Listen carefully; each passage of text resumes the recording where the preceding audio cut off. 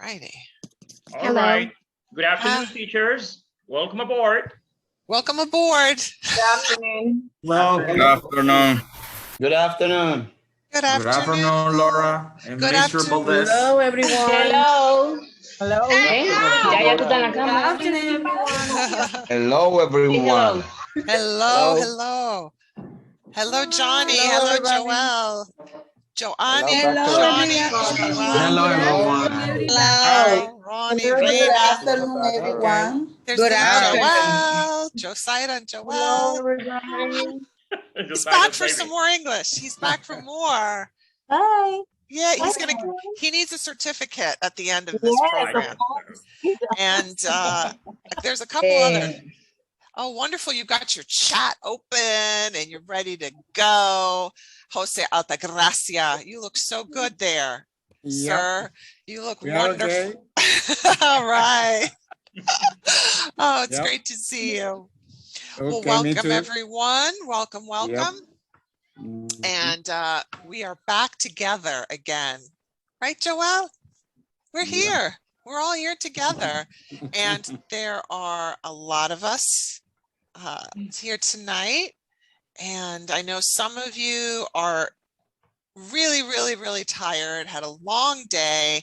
And you are here ready to go, and so are we. We're very happy, very honored to be with you.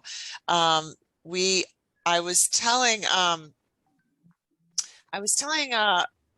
Professor Valdez that I am becoming, in my heart, my spirit, and also my weather, bien dominicana, because it's raining a cántaros here. It's like I'm having a tornado, actually, not a hurricane, but a tornado is what they say. Which, do you know what movie, American movie, is very famous for a tornado? What movie is that? Yes. Twister was the first one, Laura. Yes. With Jodie Foster. With Jodie Foster. Oh, yes. Twister. That's a great movie, isn't it? I like that movie. Yes, I saw it. I'm thinking of another one, an old movie, and there's a lion in it and a scarecrow and a tin man. Which movie was that had a tornado? Let's see if anyone gets it. The Wizard of Oz. That's it. Lorena Beltre, you win. The Wizard of Oz. How about that? Have you seen that movie before? I don't know what they call that in Spanish. El Mago de Oz. Okay, there you go. Type that in Spanish in the chat so I can see how you say that in Spanish. El Mago, the wizard. Okay. Yes. So I always worry maybe my house is going to come up and just go somewhere when I hear tornado. Wonderful. So I am hoping my electricity has been going off and on and off and on. So, and Sharknado. Yeah, there you go. Wonderful. So let's all just take a nice stretch. Let's just lift our backs up. Yeah. Yes. You know how feel the Dominican people with this. The electricity go and come. Yes, exactly, Rosario. That's why I said I feel like I'm spending so much time in the world of the Dominican Republic that even my whole environment here is also making it. So I feel I'm with you. It's hot there, huh? Here, it's just really, really a lot of rain. So, and a little electricity. So I think we'll be okay. So I will get right into it in case my electricity disappears. And I want to, okay, we were stretching. All right, here we go. I want us to talk tonight about, we're going to talk about writing, because we've done, teaching of writing, because we're really, we've done listening, speaking, we've done vocabulary, pronunciation, reading, and now we're going to hit writing tonight. And I am going to be using not PowerPoint and not Google Slides, but a beautiful tool that I love called Book Creator. Of course, it's free because I only like free. Okay. If it's gratis, me gusta. All right. So that's the kind of thing I like. It's free. It's beautiful. It's called Book Creator. And I'm actually going to present to you in Book Creator like a PowerPoint, but it also makes a book. And it's a great tool. If your students can get to the internet, it is a wonderful writing tool, and you'll be able to make your own books too later. Okay, so getting started tonight. Last time when we were together on Monday, we talked about reading, and we talked about a few things. So I'm just going to recap from Monday. We talked about taking a text, like an anchor text, and having pre and while and post activities. You don't need 10 different readings.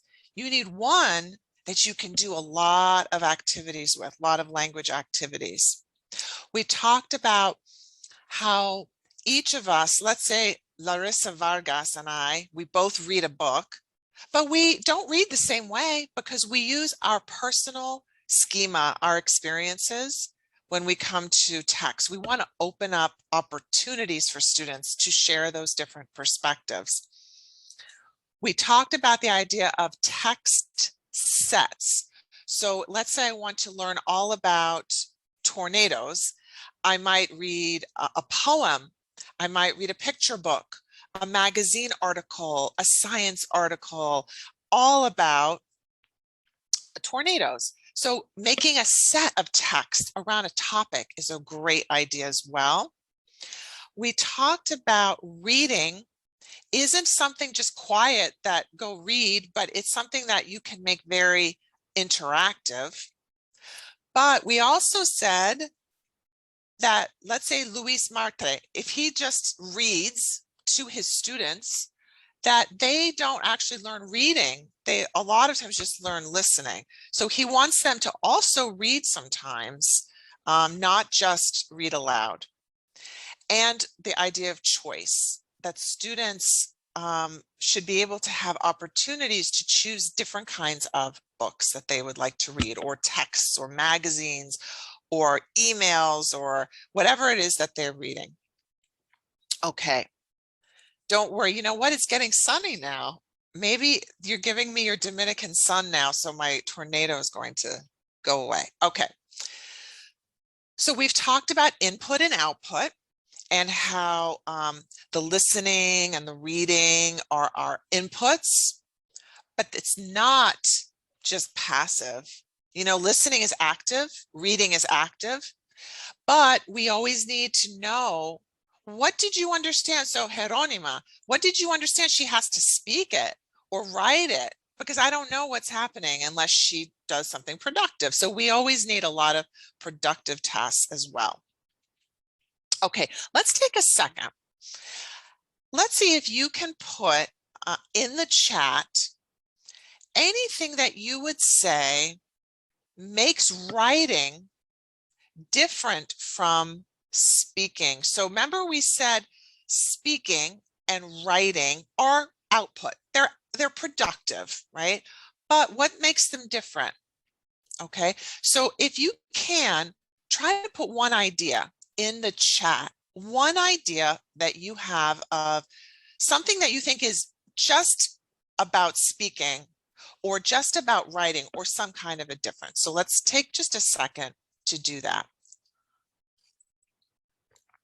Thank you, Galia. Okay, Apolinar.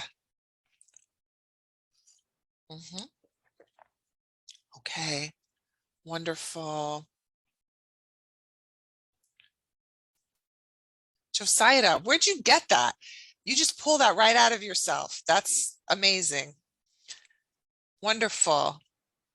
Oh, Ariani, nice. Concentration. All right.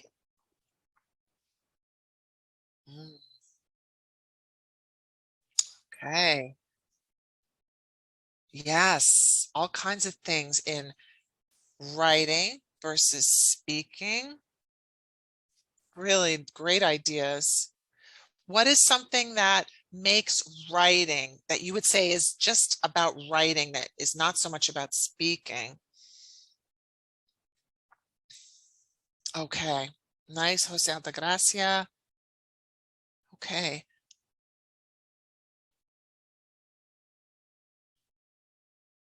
Punctuation, that's an interesting one. Is punctuation about speaking? Or is punctuation about writing? Or is that a good example of how it's both? Okay, Lorena says you have the opportunity to edit when writing, when speaking is okay. Beautiful. Now, I want everyone, 152 people, to be able to talk, but we would never finish our session.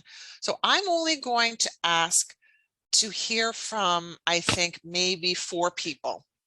If you would like to share, I'm going to call on you. You can raise your hand. If you'd like to say a little bit of, for you, what do you find different or see as different between writing in English and speaking in English? Okay. And I'm only going to be able to call on a few people, but if you would like to share your thinking of writing versus speaking. All right.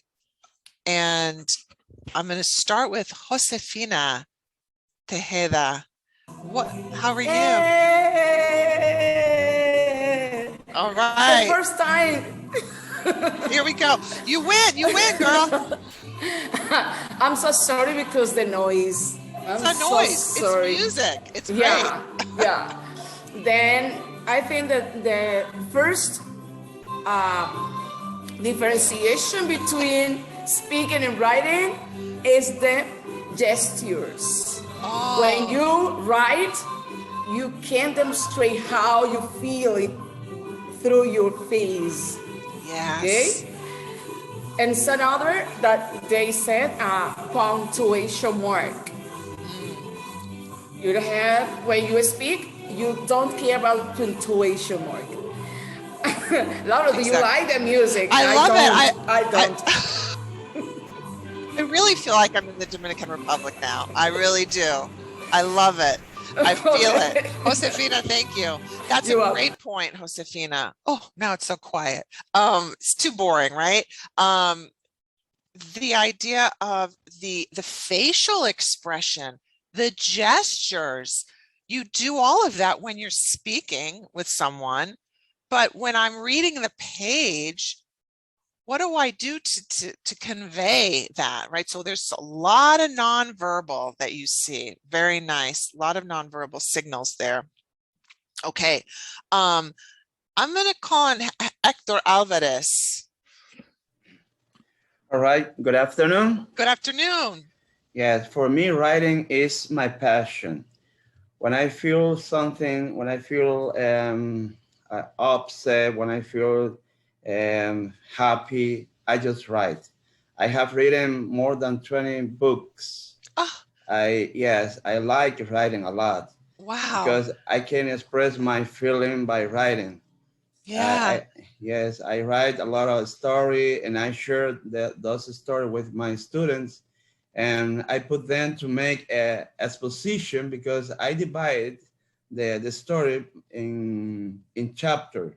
For example, in the current moments, I'm sharing a story with them, and they have to expose the chapter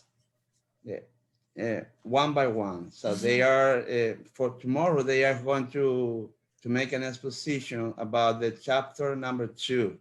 It's an important story about the importance of learning English. Oh, I want to read your book, Hector.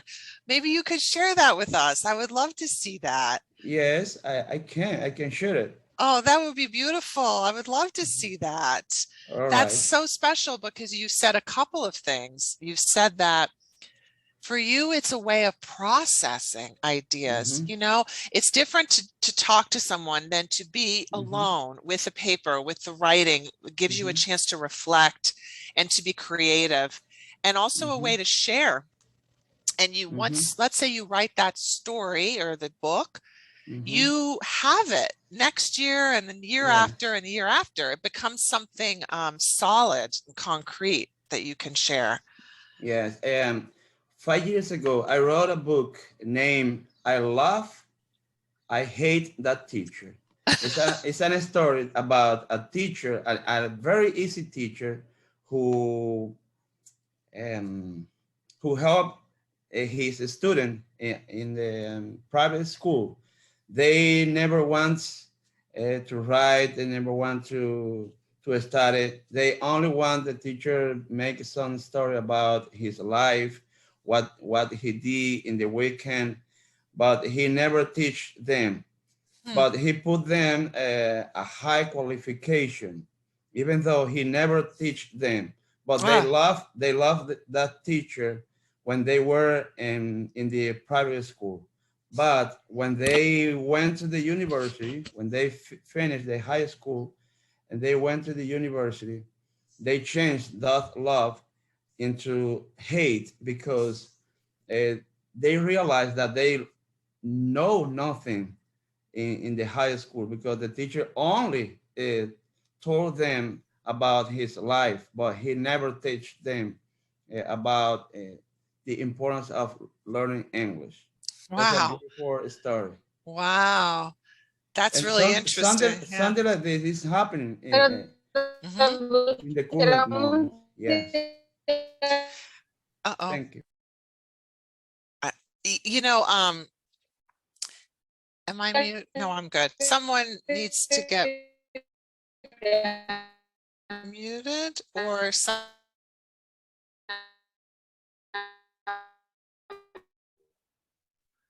I heard a little like background noise. I'm not sure what that was.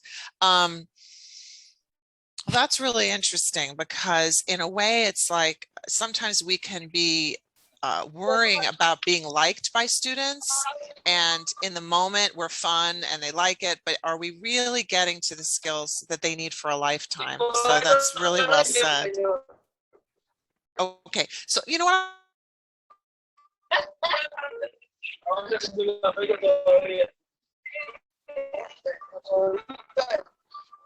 I hear something, but I can't quite turn it off. I'm gonna mute everybody. I'm gonna mute everybody so that you can just turn yours on. Sure. Teachers, please remember to check your microphones. Keep your microphones muted, please. Everybody. Go ahead, Laura. Now you can turn yours on.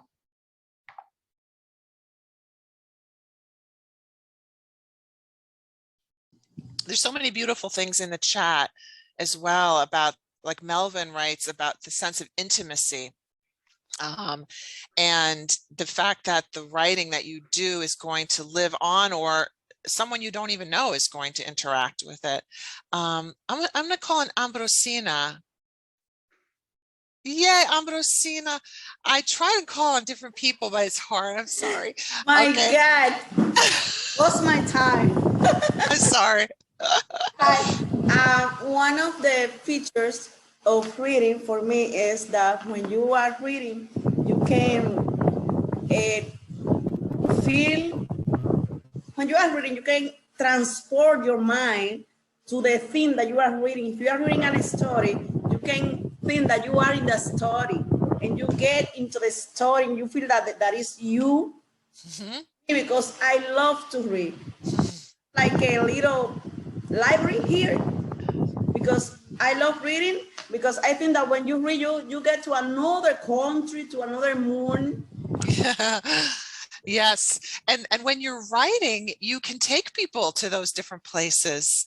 Yes. Right. And that's a beautiful thing, whether, like Hector talked about, as a teacher, you can write materials that can transport your students, but your students can also use English to transport themselves to different places. That was beautifully said.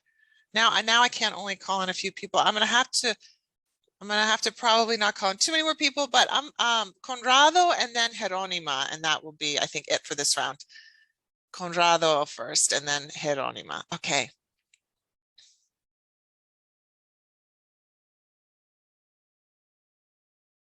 Wait, I lost. Oh, Conrado, unmute. There you go. Okay, got it. There we go. Okay. So I said that the difference between writing and speaking, in writing, you need to know how to make marks. And those marks is like becomes in letters. So you need to know how to do it. But in speaking, it is something that is rapidly acquired and produced. This acquisition speech is what we call a bullying activity. It is something that you rapidly acquire because listening to, for example, listening to a song, listening to something, you can speak. But by writing, you need to know how to make marks. You need to know how to understand and comprehend grammar structures also.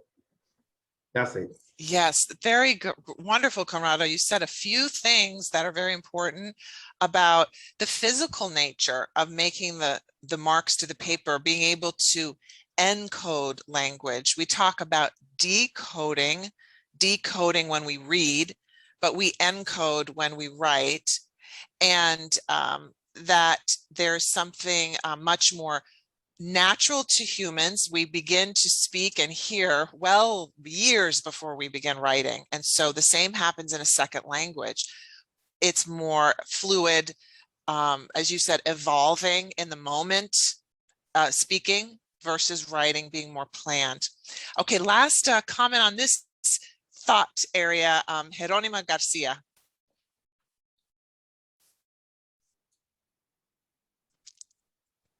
Hello.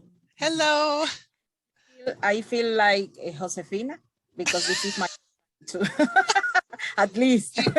Do you know that I really try to call on different people, but my computer screen, I can't see everybody. So if a hand is raised, I do try to and I don't know if you notice, but I try to go man, woman, so I don't always have all the men or always all the women. So I do try to do that, but I'm sorry for everyone who hasn't had a chance to it's speak. okay. Send me a WhatsApp. So next time I definitely get you. Okay, go ahead. My first time trying to participate in a breakout room. When I decided to speak, the time was over. Oh gosh, I'm so sorry. Okay, to me, writing and speaking have a little, I mean, not a little, a big relationship, but when you speak, you feel a little more comfortable. But when you have to write, you know that you have to be more carefully. You have to control about also grammar. Yeah. It's not the same. When I speak to students, I say to them, we never speak in the same way that we write. So we have to pay attention in what we have to write. And so when I was trying to do my first avatar, I could notice that I wanted to do my first comic, and I want to say something, but I have to stop. And okay, I don't have to say that in that way because I have to write it. Not that is exactly when I speak, and that is something that we have to take into consideration. That is not the same, but when you write all for you, also you can transmit. Yeah. What you feel, even though you don't show your gestures. Yeah. You can transmit. So beautifully said, and you highlighted the issue of planning, and that when you go to in most speaking situations, there is no planning time. You kind of just engage, but writing gives that time, not just for planning, but also the drafting, the editing, the rewriting. And in that way, it's generally quite different from a speaking situation. And we can also feel maybe more conscious or aware of our grammar. When we're writing, we say, oh, is that how, like I might try to write in Spanish and say, oh my gosh, is that the subjunctivo? What's the rule there, and get stuck. And in speaking, I'm going to make a mistake, but the moment passes, like Conrado says, it evolves, but the writing is sort of frozen there. So wonderful, wonderful. So I am going to just show you all of you in the chat, beautifully done. And all of the people who shared, you have all the ideas that I was going to share with you. So some of those features of speaking that you talked about with speaking, it's generally invisible speaking. We don't see it, except now we can record people, right? And we can use that audio in different ways and even do a transcription. But most of the time, what we say, like right now I'm speaking, it's kind of disappearing into the air, unless maybe you take a note and you grab it as writing. You talked about speaking using the gestures, the nonverbal. In speaking, we use a lot of repetitive language. We back up and we re-say something. We can also fill our talk with like, those kind of things fill a lot of speaking, which we don't have in writing. And as you said, speaking is generally spontaneous. Like right now, I'm not reading anything, I'm just speaking, and same are you, you're just speaking. But if I was doing like a speech, very formal, probably I would write it. But if I go to just read it, it's very boring to watch someone reading. You still need to engage in some way that's spontaneous. Okay, writing. Writing, we know, is more lasting, more visible. In writing, we have to be more specific because I can't point or gesture. I have to use words to describe things in order to help you understand the context. It's more precise. I can't go back and say it again and go back and say it another way or ask a question. I just have to be precise to start with. But with writing, I don't have to do it right the first time. Usually I can fix it, I can review it, I can edit it, and all of that before I move on.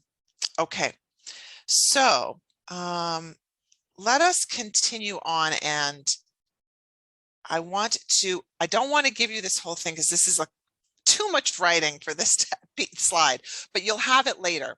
And basically it refers to why is writing the most difficult skill of all the skills. It is the most cognitively demanding. It requires the most cognitive function above listening or speaking and above reading, because there is that motor component of being able to, the mind has to be able to form the words.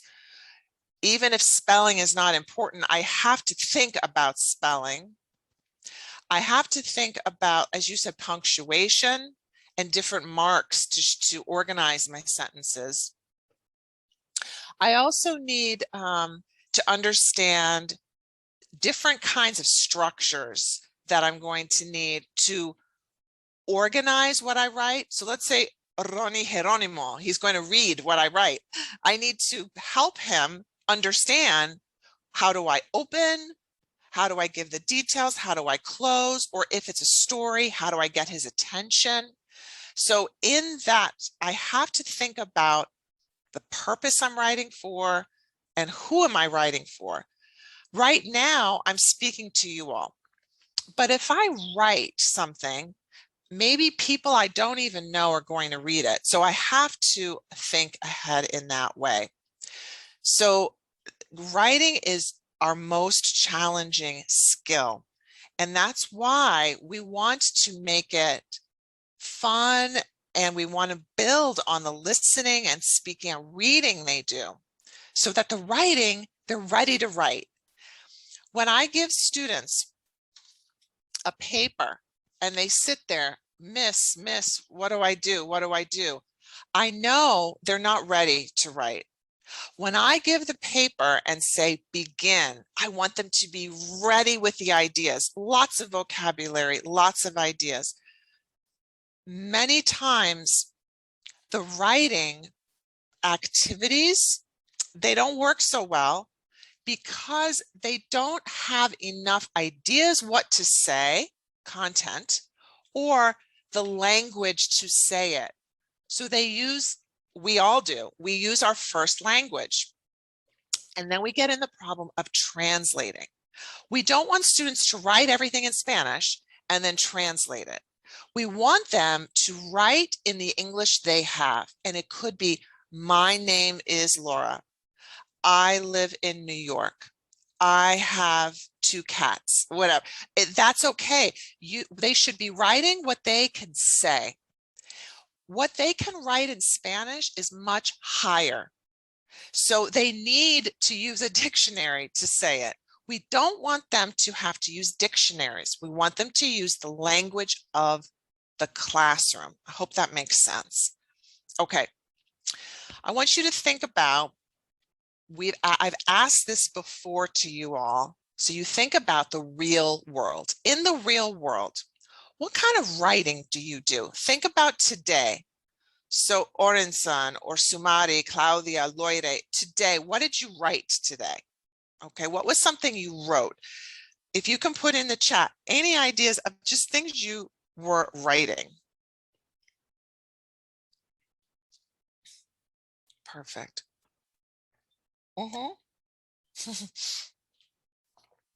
Lists. I know we make a lot of lists. I'm always making lists. I love to do lists. Also typing to friends, sending messages, answering. Maybe you made a comic today because Laura sent you something to do there. Maybe you wrote a story.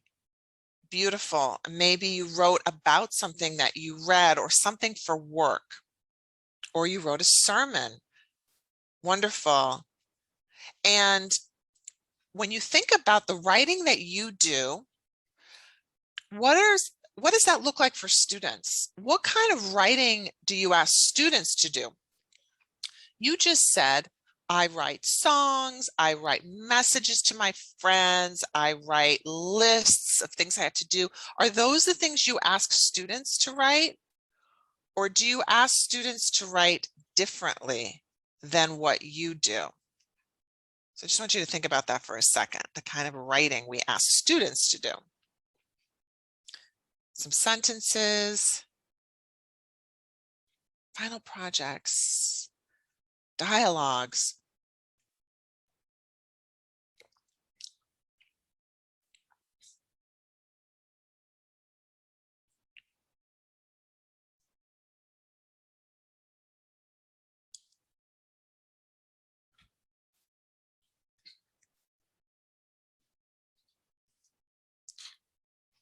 Okay. Wonderful.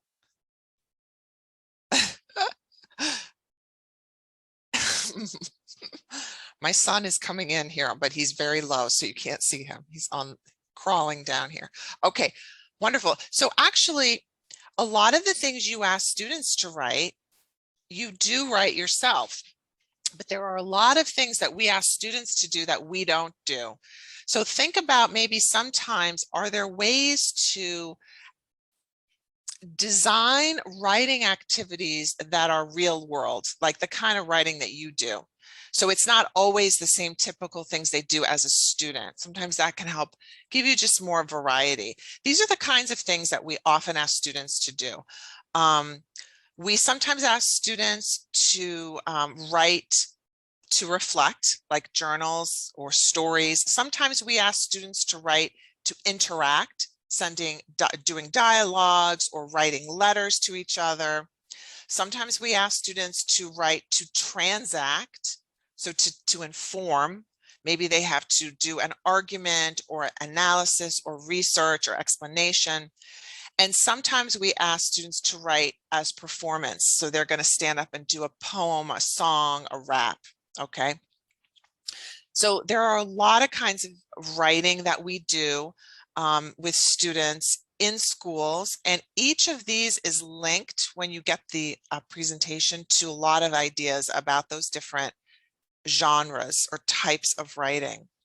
Again, as I've said before, we all get a little stuck. Maybe we always do a certain kind of writing. So it's helpful to make it a little bit different sometimes. Instead of writing a summary about something, maybe they can turn that into a poem. Or instead of writing the dialogue, they turn it into a short play or whatever it is, taking kind of different approaches and thinking about different formats. This is a quote I really, really like. Wonder if you think the same. This quote says, "We are, as a human species, addicted to story. Even when the body goes to sleep, the mind stays up all night telling itself stories." Okay, so this, I love this because it reminds us the most important type of writing and the easiest for students is narrative writing. When we ask students to create stories, that is the most natural way for them to begin the difficult process of writing in a new language. So sometimes I find that even if I want students to write something informational or more like an essay, it helps to start as a narrative, as a story. So when we begin to bring students into writing, we think about beginning with story, with narrative, and we think about moving students from being very dependent on us to being independent writers. Okay, so high dependency is a beginner learner. And that's where we do things like language experience approach or modeled writing. What is that? That means that I model the writing. I ask students to tell me about the story or their family, whatever. And I write their story in English. And maybe they give me part of the story in English and part in Spanish, but I write it in English. So at first, I am the pen for my student on the board, let's say on the chalkboard. Then as students get a little more ability, we start to share the writing a bit. We begin to move to where the pen can go back and forth between us, but I'm still there to help them with the writing. And a lot of that has to be done in a group or in a whole class. Then I can get students to guided writing, where now they have the pen and they can write on their own as long as I give them some structures around it. Some of your students, you might have one class where some of your students really need you. They cannot really write on their own, but some of your students can already write on their own. So can you create stations or groups where you can let some students have that independence to begin to write on their own? Sometimes when we have very large classes, it's easy to just keep everyone together and teach the same thing to everybody. But some of those students get bored. They're done very fast. It's so easy for them, or they're calling every answer. So the student who needs more practice stays quiet, waiting for the strong student to do the work. So can you separate some of those students who can start to work on their own and work with those others? So these are some, different challenges. In some ways, being online can make it easier to do that, like in a breakout room, than it is sometimes in a classroom, because it can get a bit noisy. So this idea that we talk about in the United States classrooms as balanced literacy, where students are working with reading and writing, but they are getting different kind of supports, so that some students cannot read the book yet in English, but they can listen to you read it. And some students can't yet write in English. They need you to help them. But some students can start to be more independent. Okay. And thank you, Galia, for writing about stations as well. All right.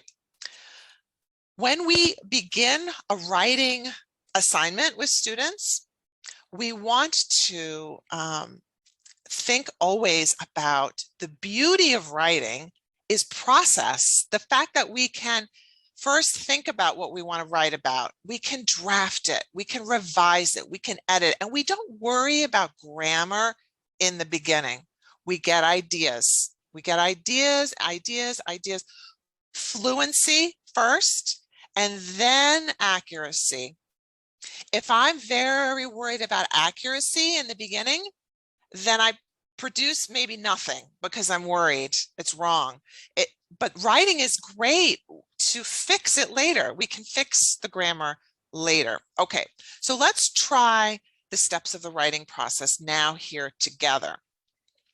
Okay, this is the pre-writing phase for you. This is just an example using you, but you would do whatever topic you're writing about with your students.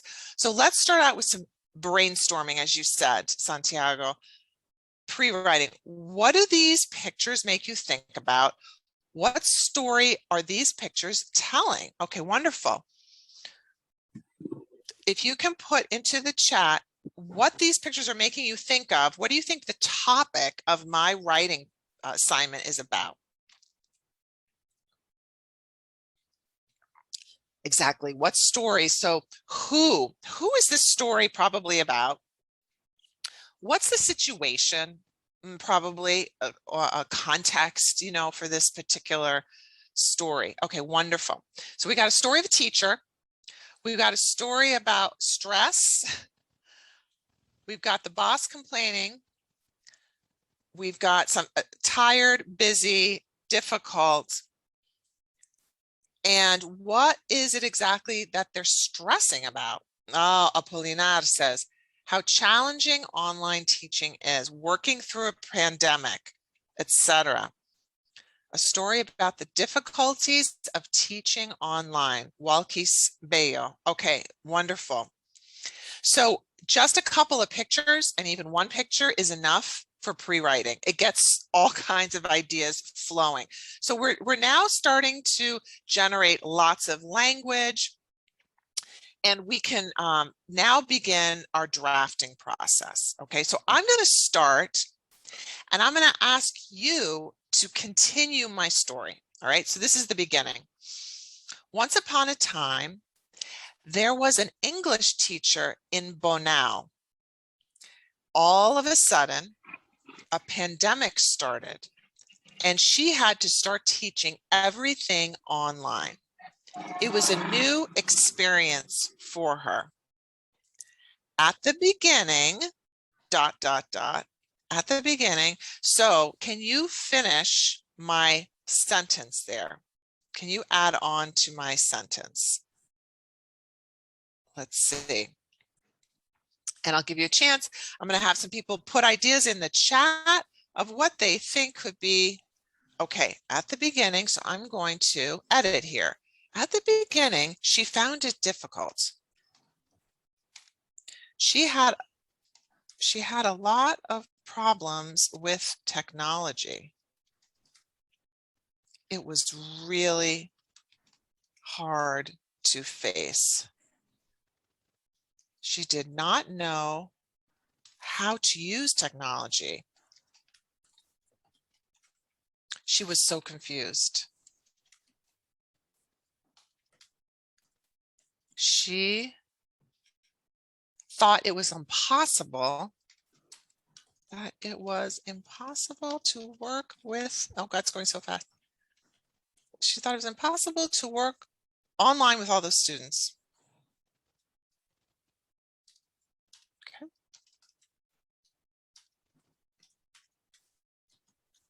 Galia, I'm curious, is my pop-up box showing where I'm typing right now, or you can't see it? Yeah, you can see Okay, it. cool. Perfect. Okay.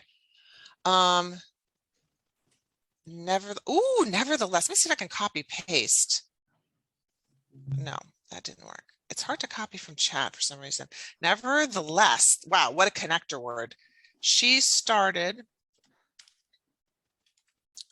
finding new creative ways, of connecting with her students. Okay, so I'm going to stop here and let's take a look at what we have. At the beginning, she found it difficult. She had a lot of problems with technology. It was really hard to face. She did not know how to use technology. She was so confused. She thought that it was impossible to work online with all those students. Nevertheless, she started finding new creative ways of connecting with her students. Oh, this is getting so good. Okay, now what happens next? What is going to happen next? Is it going to be a happy ending for our teacher in Bonao, or what's going to happen to her? So let's continue on. What's going to happen next? She got the tools. So let me type here. She began to get some new tools. She started to be enthusiastic.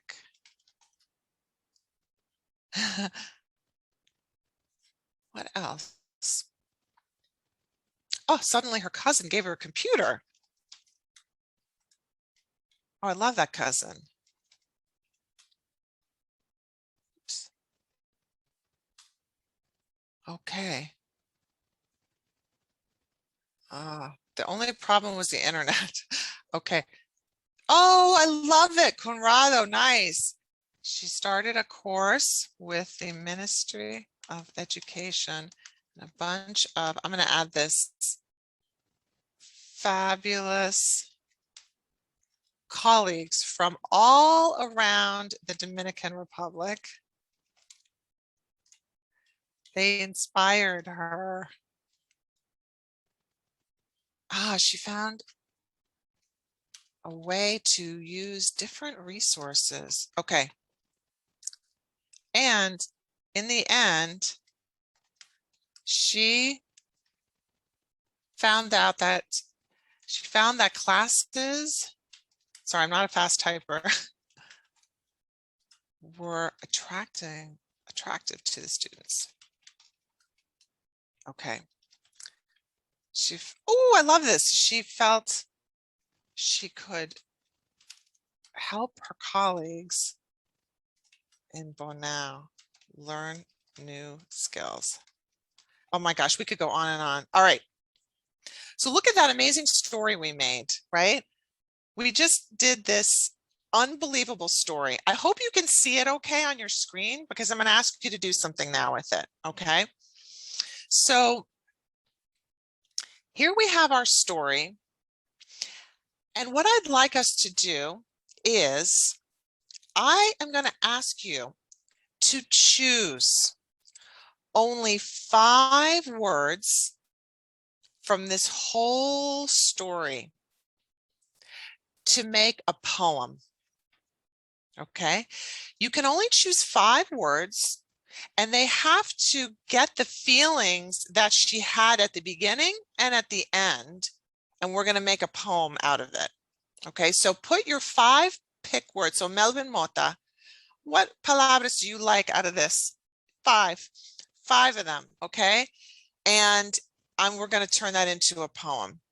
So here we go. We're going to turn this into a poem using only words found in the text. So I'm going to let you look at the text. Okay.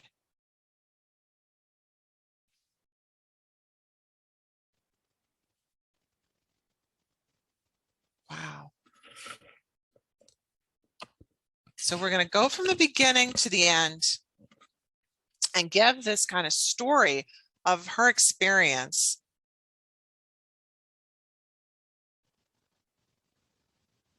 Okay, I like it. All right, so let me see. Ariane, what did Ariane put? Oh, difficult pandemic, teaching, tools, inspiration. Ooh, nice. Oh, Kayla, Morla. Ah, they're going so fast. Challenge, pandemic, teaching, experience, learning. Okay. So I'm going to use my tools here. Text. I'm going to go challenge, pandemic, technology, teaching, learning, experience, inspired. Okay, how about that? Here we go. I'm going to just drag that to the middle, and I'm going to make this a bit bigger. So I'm going to make my text a little larger. Okay. Challenge, pandemic, technology, teaching, learning, experience, inspired. And that's the story of the teacher from Bonao. So there's so many different ways that you can play with writing, turning it into a letter to her, turning it into an award that this teacher gets from Bonao, a newspaper article about this teacher from Bonao. You can take the writing, like remember we said with reading, you don't have to have 10 stories, just take one story and use it. Take one piece of writing and use it, convert it, transform it into a newspaper article, a song, a poem, an essay, anything, once you start from narrative, from story, because that's the kind of the natural way we begin. I love your poems. These are great. Okay, and we can collaborate, we can make a bigger one, etc. All right. So once we have something written, then we must always get some feedback. And there's two different ways that we generally give feedback. One is conferencing and one is peer feedback. Peer feedback should be about content, ideas, whether something is interesting, funny, could be made more specific, more detailed, but it's usually not about grammar because students are not good at giving grammar feedback, but they can give feedback on ideas. The conferencing is between the teacher and the student's writing, where you can get the student to tell you what their ideas are. They can talk to you about their writing, and you can teach or reteach a grammar point that they don't yet have. So you want to figure out, if I have a lot of students working on writing, can I talk to, come over here, Antonia, come over here, Johnny, and then you can have a little time, even 5 minutes, with different students while the other students are still working on their writing. It's very important as a writer to have a reader. If no one is really going to read it and say, wow, Carmen, I really liked that idea.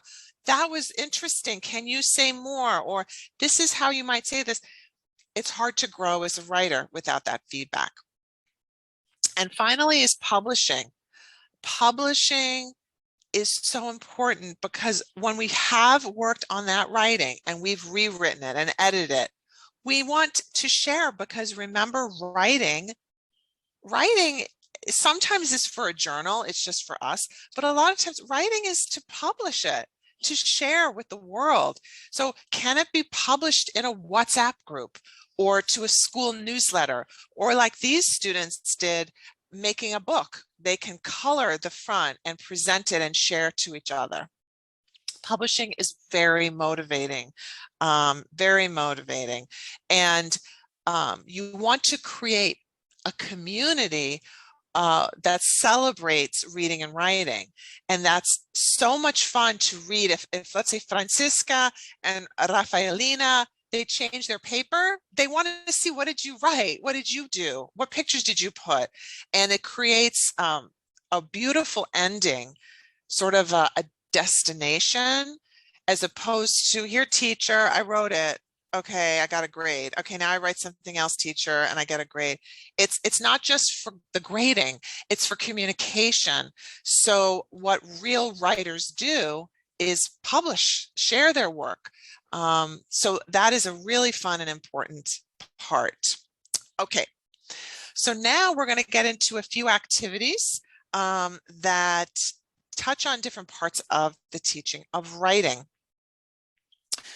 Writing activities can be very short, very, very quick, and they can also be very specific to different writing skills or specific to types of language or grammar.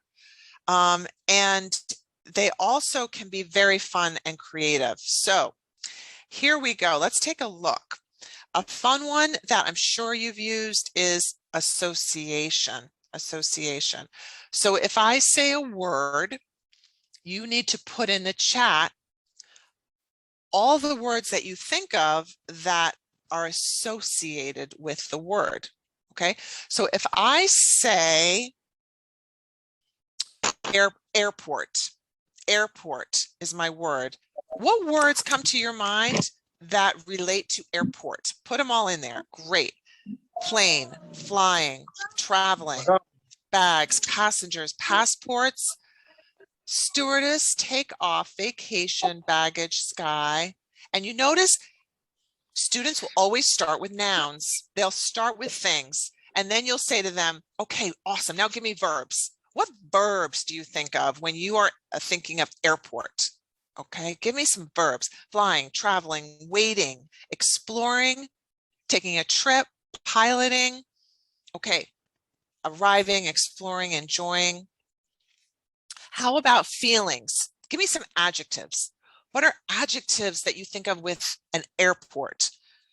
Excited, scared, sad, happy, eager, wonderful, nervous.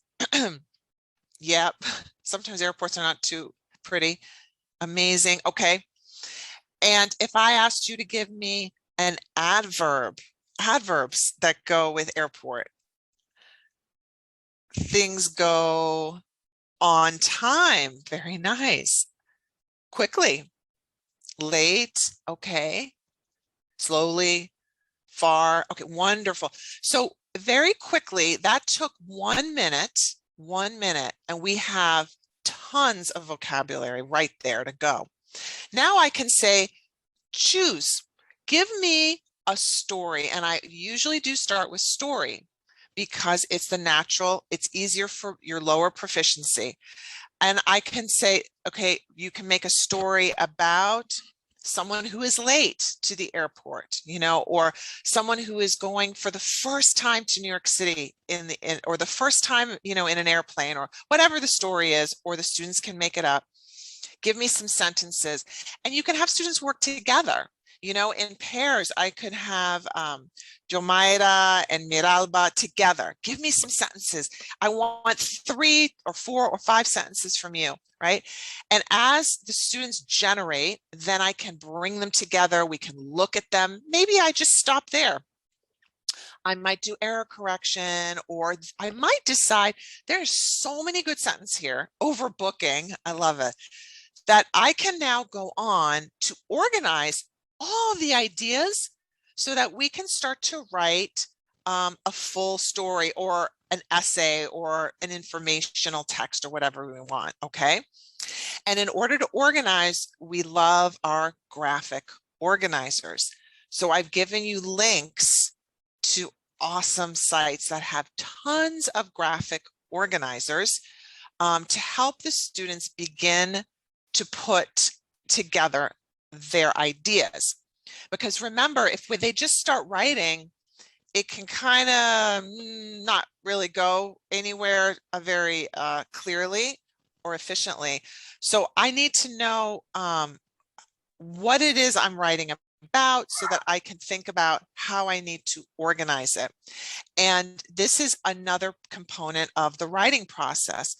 is that organization. So we want to help students know that this is a good strategy if they're writing in Spanish or they're writing in English to organize their ideas using those different kinds of graphic organizers. Okay, those are linked in there.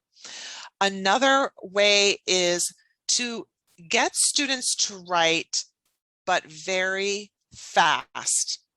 A lot of times, you know this expression, I'm going to put in the chat, writer's block, right? You see the page, I don't have a white page here, but you see just the white page and you go blank. You don't know what to write. And you just sit there, what am I going to say? What do I write? What do I write? And we don't want students to find themselves there. So we want to give them kind of like if you're training for a marathon, you don't tell someone like Marioka, go out and run for 10 kilometers now. No, at first it's just run 2 minutes, run 5 minutes, run 10 minutes, and then she can start to run longer. So make the writing, when your students don't have a lot of English, make the writing activities fast, short, so they feel that they can do them and they're energized. So with this activity, you can use a timer. And you can have something like, okay, I'm going to give you these sentence starters. I am, I believe, I want, I know, I think, I wish, I hope, I understand, I wonder, I imagine, etc. How many can you do in, let's say, 1 minute? Okay, are you ready? Just go into the chat now. If you get stuck, you skip it. If you're like, I don't know, go to the next one. Okay, go. 1 minute. I got my timer on. How many can you do? I am, I believe, I want, I know. Oh, I love it.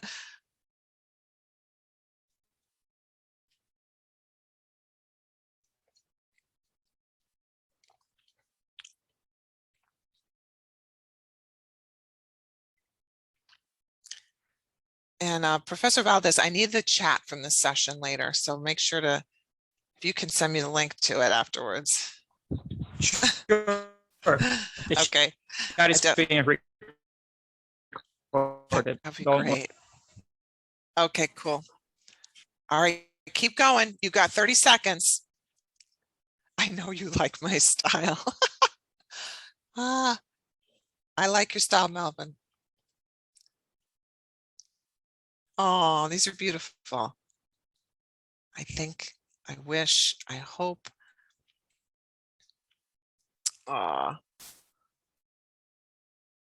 Nice subjunctive use. I wish I were. Okay.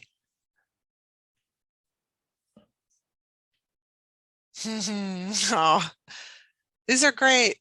Oh, Josiah, you don't need to lose weight. You just had a baby. You're good. Oh, these are beautiful. See, you're gonna make me cry. Okay.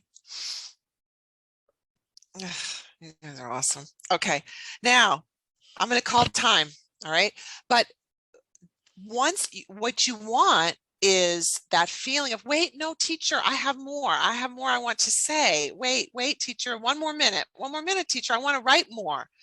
That's the feeling you want. You don't want, oh, teacher, no, I don't want to write. Please, no, I don't want to do it. You want them to feel like, please, more time for writing.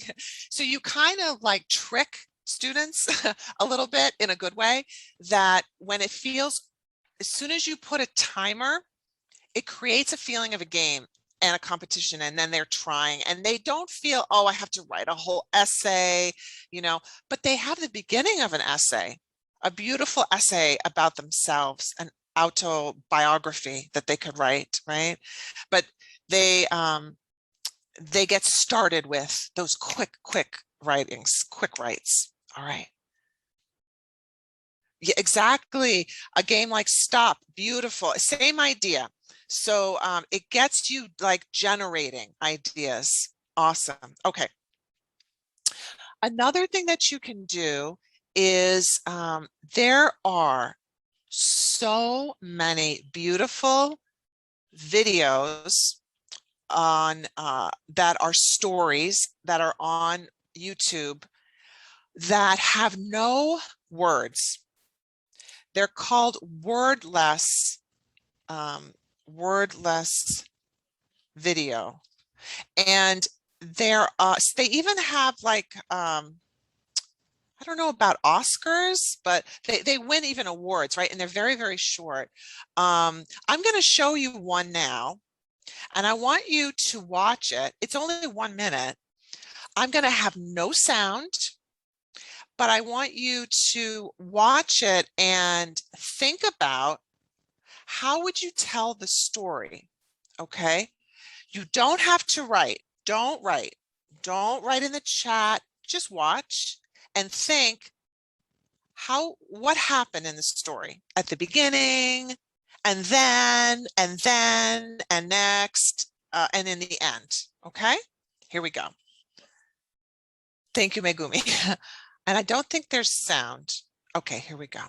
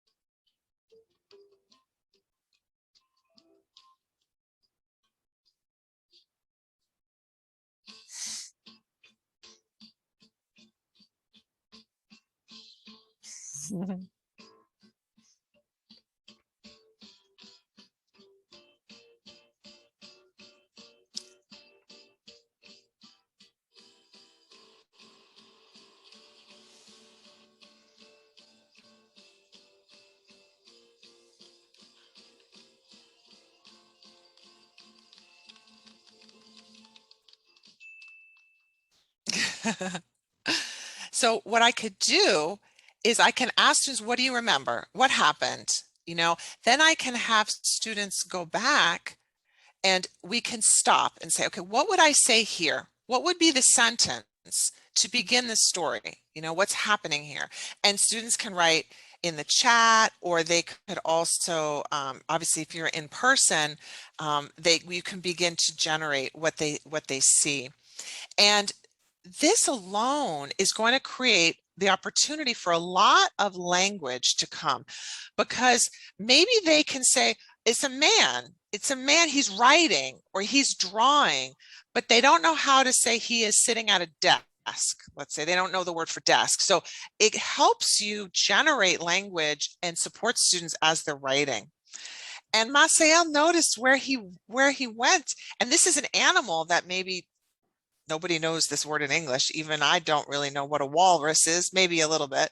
Okay, so we see that walrus somehow escapes the paper, surprises the man, and winds up taking a walk somewhere, right? And you know New York City, so you said, wait a minute, he's in New York City. I recognize that. That's the Empire State Building. And now he's in Central Park. And where does he finish? At the New York Public Library. He wants to see his book, you know, at the end, whatever. And of course, this is for any age student, and you can choose the kinds of materials you want to use, you know, for that. And some of them are very serious and very profound stories, some of these short videos. Okay. Another activity that you can use that is really getting at those writing skills is, I call it the super describer. And I think I'm going to skip doing it right now because I want to make sure you have enough time to talk. But basically what happens in this activity, you give students pictures that are almost the same, almost the same. You ask them to write a description. So students will say, it's a woman, she's wearing white. But then you say, well, I don't know, is that A, B, C? They say, oh no, miss, she has brown hair. Well, is that A or B or C? you know, and so you keep pushing students to be more and more descriptive when you use this kind of activity that really gets them to describe. Okay, next activity is a kind of activity that's about using language that's already there. You give students a passage and you make them make it shorter and simpler. They rewrite it, making the story shorter. So it's an editing down activity. Those are great because you give all the students the passage, the text, you let students maybe in pairs or groups or individually try to make it shorter. You then see what people did and then you make them do it shorter again. So they can keep on working with a text in learning how to make something more concise, edit it down more. Okay. Another great writing activity is called insertion, where you actually add language. Do you know Aracelis Esteves? Have you ever heard of Juan Rodriguez? No, I haven't. Will you read this for us? Can you see it okay? Yes. Okay, go ahead.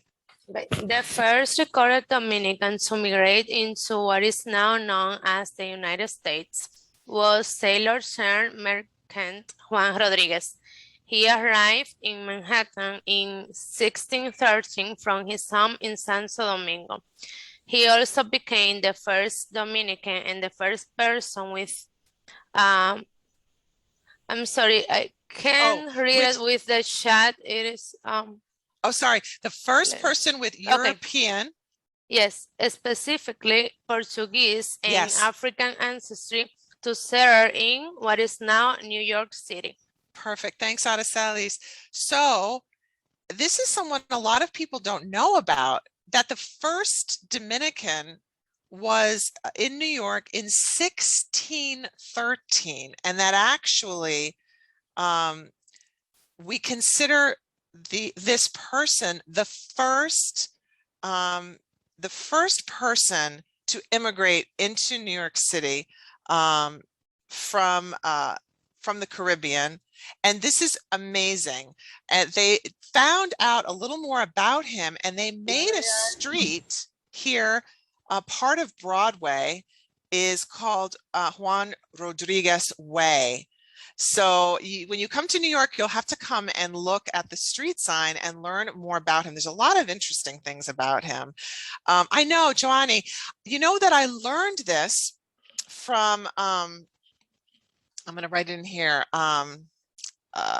Centro de Estudios Dominicanos. There's a center in my university that focuses on Dominicans in New York and Dominican history.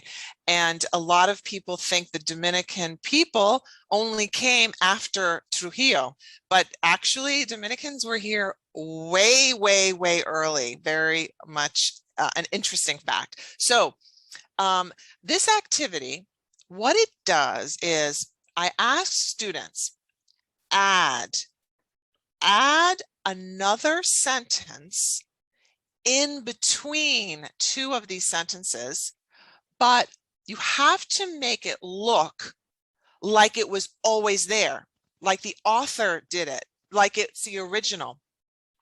So I might say, between sentence 1 and sentence 2, can you add another sentence? Or between sentence 2 and between sentence 3, put another sentence. Or can you put a sentence before sentence 1 or be after sentence 3? You know what I mean? And they add in. And what's great about that too is everyone's going to do something different. And then when we share it, that can be much more interesting than every student sharing the same answer. That gets so boring, nobody's going to listen. It's just all repeating. But when we have different answers, then we can say, does that sound like it went with the original or not? Okay. And I'm going to send you information about Juan Rodriguez, really interesting information. I'll make sure to send that to you on the WhatsApp group. Okay. Oh, the place where you work has his name. Okay, Ronnie, that's cool. He was a really mysterious, interesting guy. He married a native indigenous woman in New York. The indigenous people were called Lenape, and he married a Lenape woman, learned her language, and when the Dutch people came to settle, he was able to negotiate because he knew so many languages. It's a really interesting guy. Okay, anyway, so insertion is another activity. This is really cool. Have any of you used voice typing in Google Docs? This is very helpful. A lot of your students, you know, who could actually use Google, and they have a Google Doc open. Great, Maciel. You go to Tools, you go to Voice Typing, and you can then actually speak, and it starts to write, kind of like the captioning activity we did. And it can help students begin if they want to talk first before they start to work with writing. Another thing that's really nice is to do a choice board. A choice board gives students lots of different things they can do with writing, and they can make like tic-tac-toe, they can, not tic-tac-toe, bingo, they can cross a line of all the things, and when they get bingo, they get the points, or they can try to fill the hole, and it just gives them a chance to feel like they're choosing what they're doing. And there's a site called Twinkle. I don't know if you've used that. It has a lot of free writing worksheets for English learners, and I'm going to give you that link too. And you can just let students click and choose what they want to write. And that can be great for students who want to do more and can write more. Okay. And now we're getting to our Pixton. Thank you so much for everybody who tried this out. This is something that maybe you do and your students give you ideas, but maybe your students have access to the internet and a computer and they could do this themselves. So you all created your avatars. So here you are, looking great. I love it. Oh, there's Euphemia. Okay. So we got all of our people here, and some of you started to make comics. So you got an idea about how this works. Almost everything is free. There are some pictures that you have to buy, but you don't need them. And you can set up situations where students can create a story here. And I wanted to show you one that you all did. Okay, here we go, Lorena. So obviously this is in Spanish, and which is great is you can do it bilingual. You can do your story in Spanish as well as in English. So let's see, is Lorena here tonight? Lorena is here, yeah, she's here. Lorena, can you unmute? Hi, yes, I'm here. Oh, great, Lorena. Will you read your comics? Will you read it for us? Do you want it in English or Spanish? Do it in Spanish. Do it exactly as it is here. Okay. Okay. It says, Sara, levántate ya. Tienes clases de inglés. Todos los días el mismo problema. Yeah. Yes, las clases de mi teacher son muy divertidas. Me voy a preparar muy rápido. Keep thinking that. Okay. That's... Yeah. Okay. Ya voy. Mami, ven a peinarme, por favor. Tengo que mostrarle a mis compañeros las fotos tan interesantes que tomé para el proyecto de inglés. Ya voy. No te había visto tan emocionada con tus clases. And now this is the teacher who says, cuando innovamos en nuestras clases utilizando recursos digitales, promovemos la participación del grupo, los motivamos a desarrollar sus potencialidades y conectamos con sus intereses. Así logramos nuestros objetivos. Wait a second, my chat is open. I can see. Okay, no problem. Okay, cool. Hemos aprendido naturales con interesantes videos y experimentos. Me encantan los proyectos de clase de inglés. I am learning a lot. A mí me gustan los juegos interactivos que usa el profe de matemáticas. Y las madres estamos felices porque no solo aprenden las clases, desarrollan habilidades que les servirán para toda la vida. y se divierte. I love it. I mean, come I on. did this for another class, and I used Pixton for the first time when I did that, and it was great. I continued using it. I loved it. Oh, and my that's kids great. love it too. Oh, it would be great to see some of their comics, Lorena. That would be so great. Maybe for the assignment for Monday, you could share one of them that you did with your students, you know, as your assignment. Fabulous. And yes, of course, it's a little fantasy. Okay, but we can dream. We can pretend that our students love our English class. So the idea there is obviously, as Lorena showed us, is to create any kind of situation or stories. And as you can see, we are a lot of people in our class photo, but make sure you're there. If you're not there, get yourself in there, because pretty soon, not too long from now, in just like a couple of weeks, we're going to be able to do our graduation picture. Da, da, da. I mean, that is fun. That's really, really cool. There's a lot of us. And then after we do our graduation, then we all get to go to the playa together, okay? In our matching outfits. Okay, so Pixton is a lot of fun, and you can do that with something that's very directed, or it can be much more open-ended as you work through that. Oh, okay. Thank you. Thank you. Thank you for okay. Thank you. Okay. Now I was just checking if I was mute, because I know sometimes that works easier. Okay.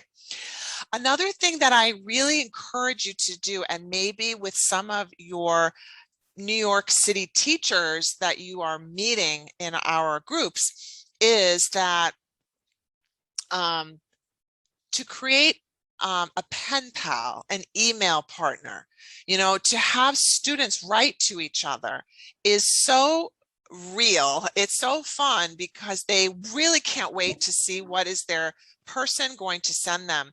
And there are wonderful programs like this is called ePals, that connects classrooms around the world to practice English. And you can say, oh, I have 10-year-old students, or I have 18-year-old students, and they are beginners, and they'll find a class in the world, and it's very safe. It's all designed for students. So that could be something that you might want to do. Okay. And then I just wanted to show you, before we go into a little conversation in the rooms, this tool that I used tonight is called Book Creator, and it is wonderful because, and I'm going to just show you how this looks. I can see all the pages of my book this way, and then I can also have bookshelves full of books. Okay, so for example, I've created a bookshelf for you all. So you're going to be able to click there and start a new book. So I'm just going to put this into the chat. So it's also going to be in the presentation if you want to copy the code. And for anyone who didn't get to make a comic book avatar, that's also the link for that. Okay. So when you do create your books, you can actually make them collaborative. So many students can work on the same book together, or you can make it individual. What's kind of nice too, and Gali, I'm going to have you just model this with me for a second. So just unmute for a sec. Okay, so when I hit the plus button, I can add in pictures. There's already lots of free pictures in here. I can draw something, I can write text, but another cool thing is record. So when I hit start recording, Galia, tell me, let's see, tell me something that you liked from tonight's session. Okay, something that you thought was interesting or fun. Okay, and you don't have to talk for too long. You just say something, and I'm going to hit start recording. 3, 2, 1, go. I really like the activities, the word association and the one about describing the 3 pictures. And I'm going to definitely use them in the fall when I have my students write their college essays. So thank you for that. Thank you. Okay, so I'm going to hit stop.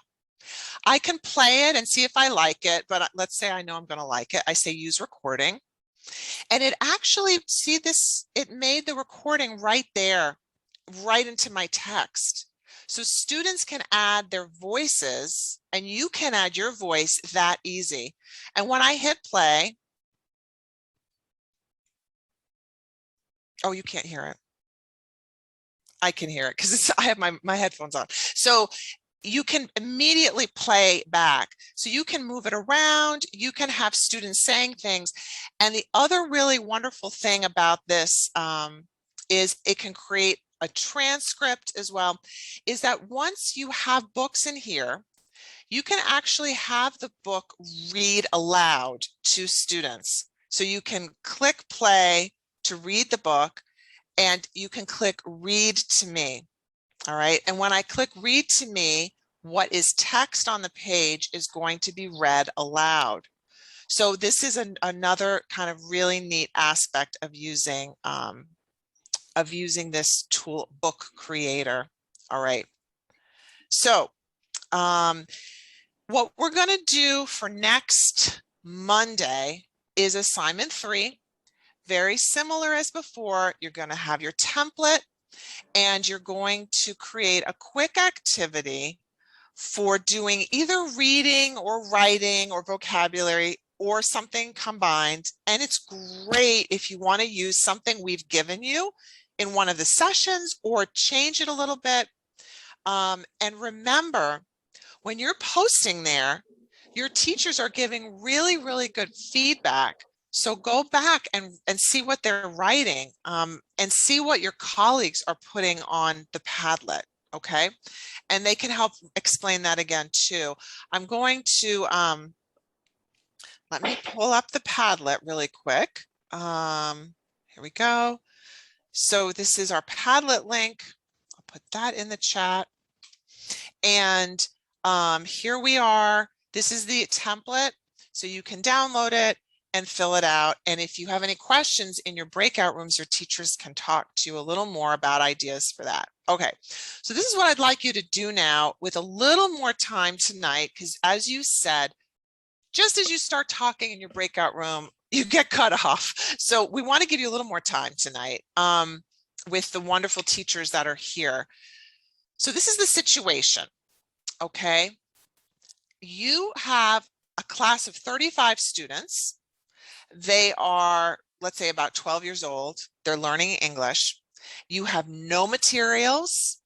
You have no technology. You have no audio. And your electricity is like come and going. All right. Your students are true beginners in English, and they love talking in Spanish through the whole class, the English class.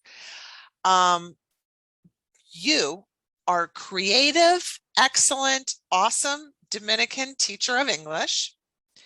You are committed to getting students to write in English during your class today. Every student does have a pencil and paper, okay? What is a writing task that you could do with them, okay?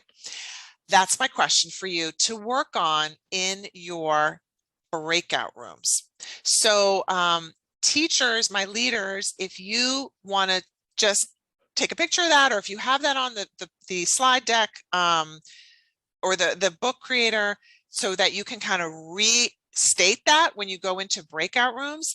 That is my challenge to the breakout rooms, to see if you can come up with any ideas for a big class, low English, no materials, no technology, but you have you. You are the technology that goes beyond any computer, is creative, is compassionate, has ideas, but they do have paper and pencil. What's something you can do? Remember, they love talking to each other. There's a lot of friendship in the room. but they like to usually communicate in Spanish. How do you create a situation to get them to write in English? Okay, so we are going to put you now into 7 breakout rooms. And in those breakout rooms, we're going to give you until 7 o'clock to work on those ideas, okay, and talk about lots of ways that you could support learners with writing in English, even with no technology. Okay, I hope I made it clear.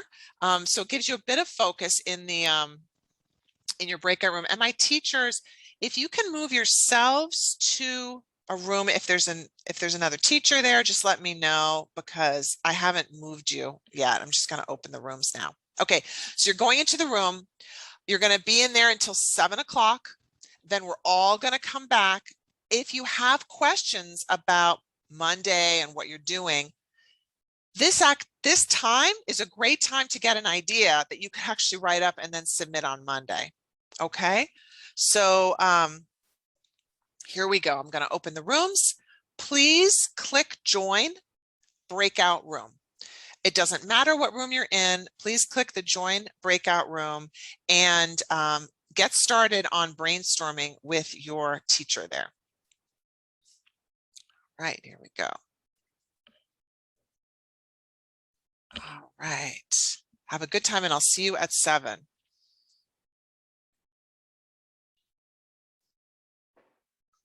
Okay. And I know there's always a few people who have a little trouble moving to a room. They're just moving in.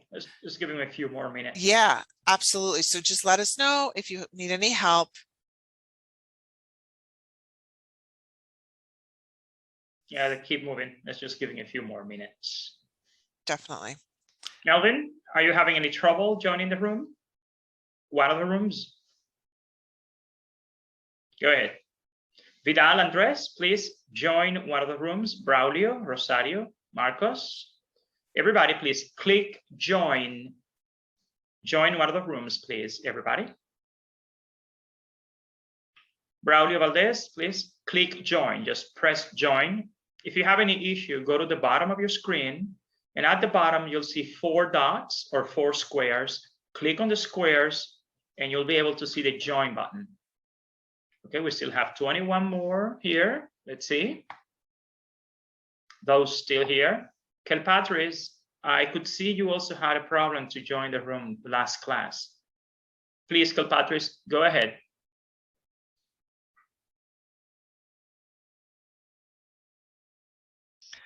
Kelpatris, can you turn on your camera, please?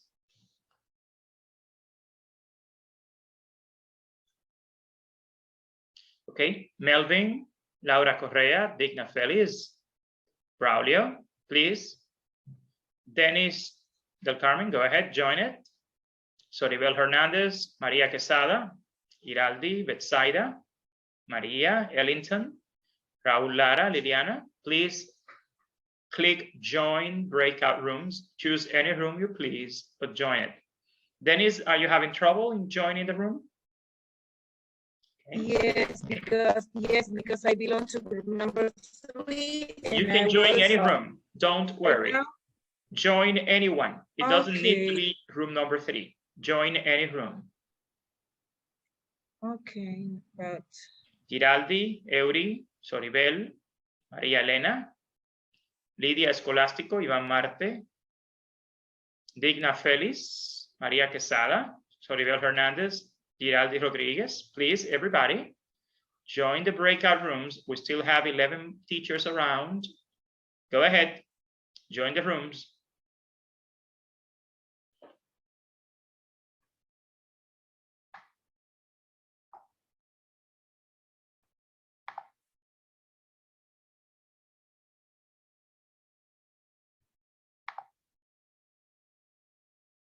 Esmeralda Asensio. Okay, very well. Tanito, Lelana, please. Tanito, can you hear me? Join the room. Very well. Ivan. Here I am. Okay, can you join the room, please? The breakout rooms. Yes, okay. Please click join. Kelpatris, can you please turn on your camera? Just answer, please. I think that she puts it on and goes shopping or something. Yeah, every time. that's what I'm afraid of. That's what I'm afraid of. She looks so cute in her picture, but Yes. we catch her. I don't know, unless she just has no audio. Yes, Maybe. yes. I'm gonna put her in the waiting room because we need See to if make she sure. realizes that. Sure. Natalie Paulino, please. Can you please join the breakout rooms? If you're having any trouble joining the breakout rooms, please turn on your camera and talk to us. We only have Liliana, Aurea, Natalie, Maria Elena, Ivan Marte, and Soribel.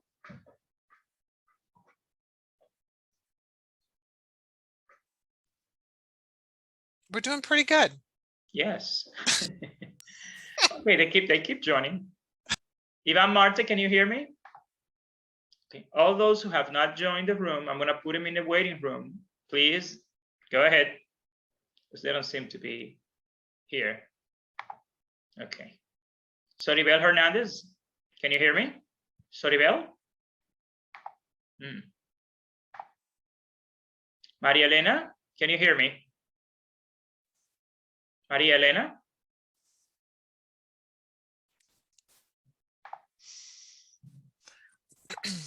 Okay. They will surely join once they are. I mean, okay. it's comic. It's like, Okay, you let's are see. really Someone asking patient. to be admitted. Ah. Gilpatrice, can you hear me? I can see you're back in. Soribel is back in, and so is Maria Elena. Please turn on your microphones. Gilpatrice, Soribel, Maria Elena, and Ivan. Gilpatrice, can you hear me? Maybe she took the space trip with Jeff Bezos. She's out of range. Gilpatrice. Oh, we don't know where you are, lady. She came back in. She did come back in. Yeah. Let's see. It could just be her audio or something like that. Yeah, I guess so. Ivan Marte, can you hear me? All right, I'm just gonna get. Maria Elena. I'm just gonna grab some. Okay, we have Digna Feliz coming in. Okay, so everybody else is doing.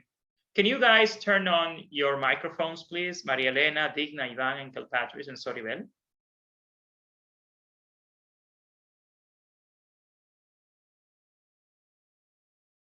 Digna, are you having any problem connecting to the breakout rooms?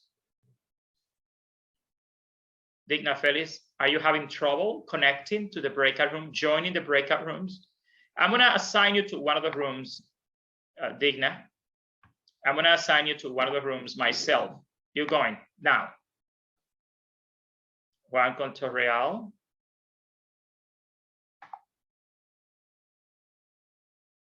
Let's see. Johnny, are you having trouble connecting to the breakout rooms?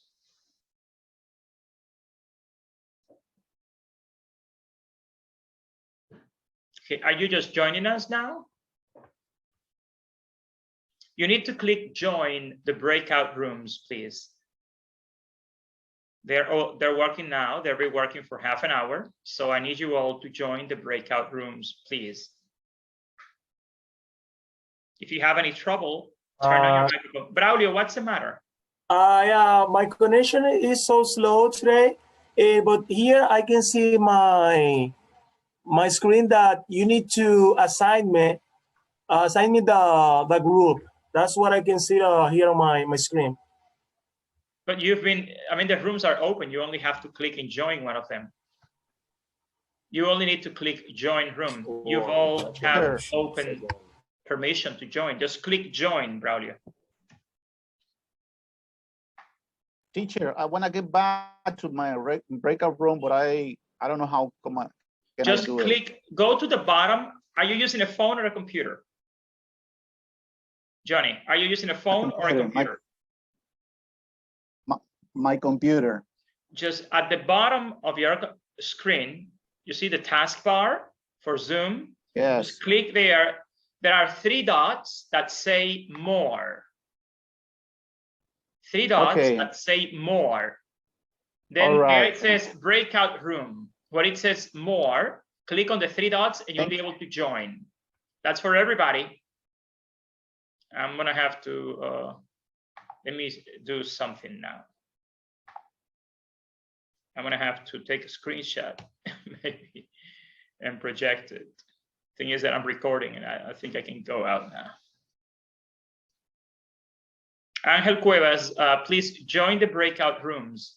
Everybody just, let me see. I'm gonna assign you to a room, room 3. Angel Cuevas, I'm assigning you to room 5. Maria Esther Santos, I'm assigning you to room 6. Now click join, please.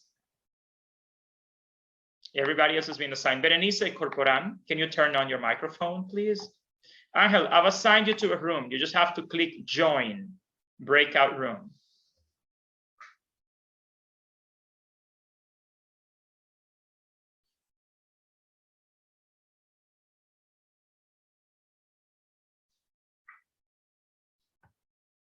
Angel, can you hear me?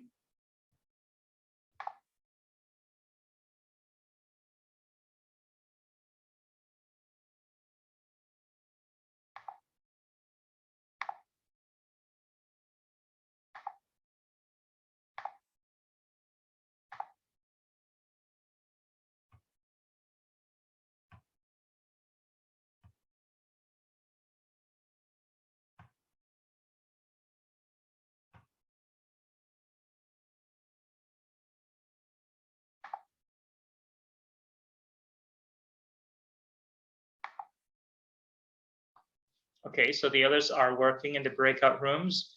We just need now, okay, I'm gonna have to switch between rooms.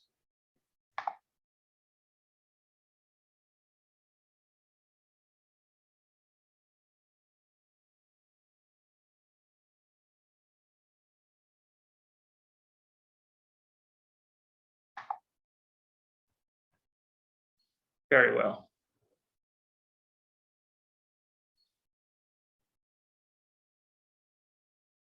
João Manuel, are you having any trouble joining the breakout rooms? Are you having trouble joining the breakout rooms? Who? Me, Joan? Yeah. No, I don't have any trouble. I was trying to Okay. change. Are you using a computer, Joan? Yeah, of course. Now, go at the bottom of your screen at the Zoom taskbar.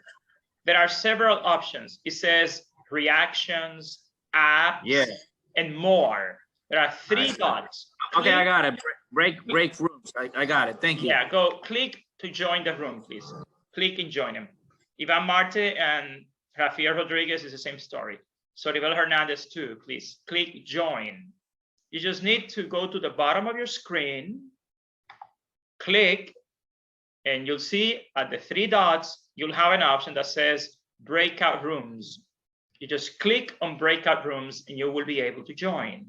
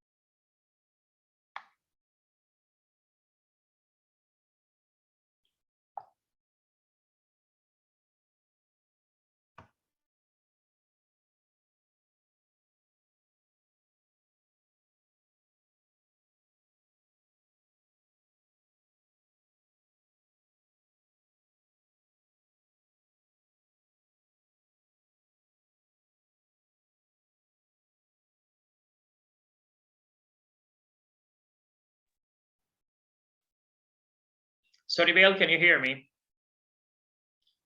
Gianni Ureña, can you hear me?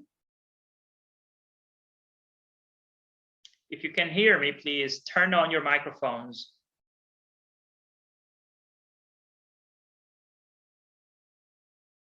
Soribel?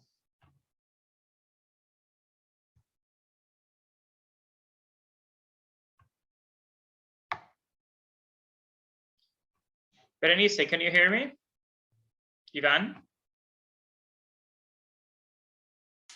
Yes. Berenice, can you join the breakout room or not?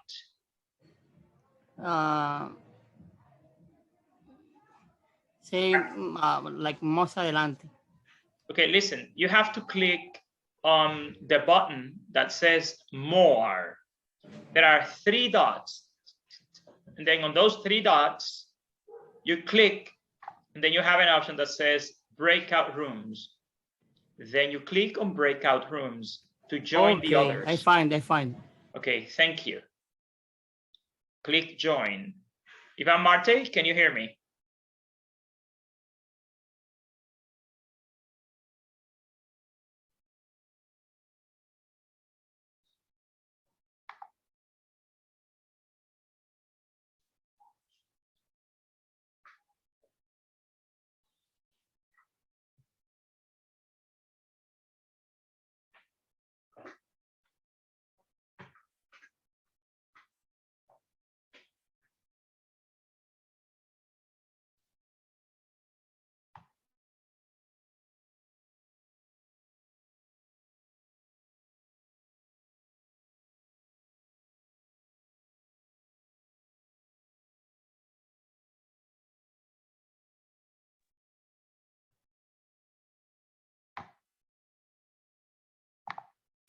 Ellie, please join the breakout rooms. Click on more. There are 3 dots at the bottom of the screen. Click on the button that says more, and then join the breakout room. Great. Soribel Hernandez and Berenice, we're still expecting you to click join the breakout rooms. Just go. Okay, very well. Now, Soribel Hernandez, please. Can you hear me, Soribel?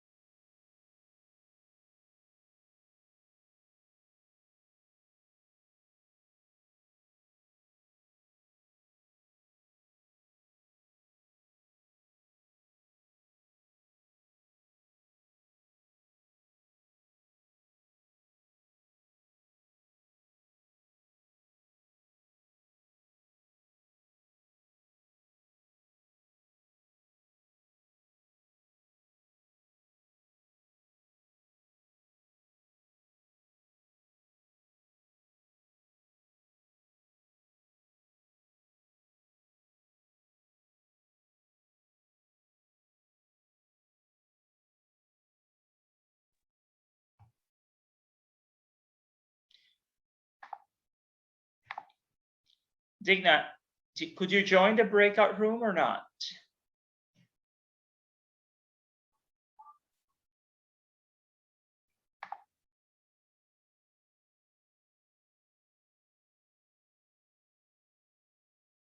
Digna, could you join the breakout room or not? Sorry, teacher. Digna, una pregunta. ¿No has podido entrar a los salones? Solo tienes que ir abajo a la pantalla.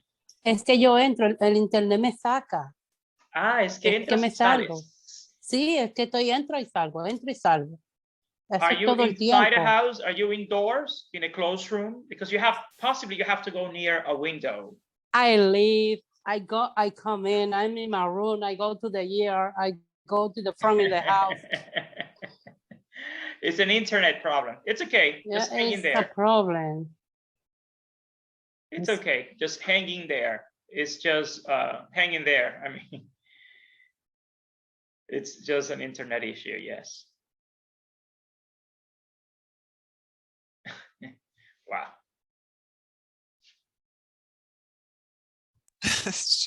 I give her credit though, you know. She keeps trying. Yes. and what happened to Kalpatris? The spaceship landed? Kalpatris possibly just had her her account locked in. She wasn't actually even paying attention, I guess. Okay. That's why I had to put her in a waiting room.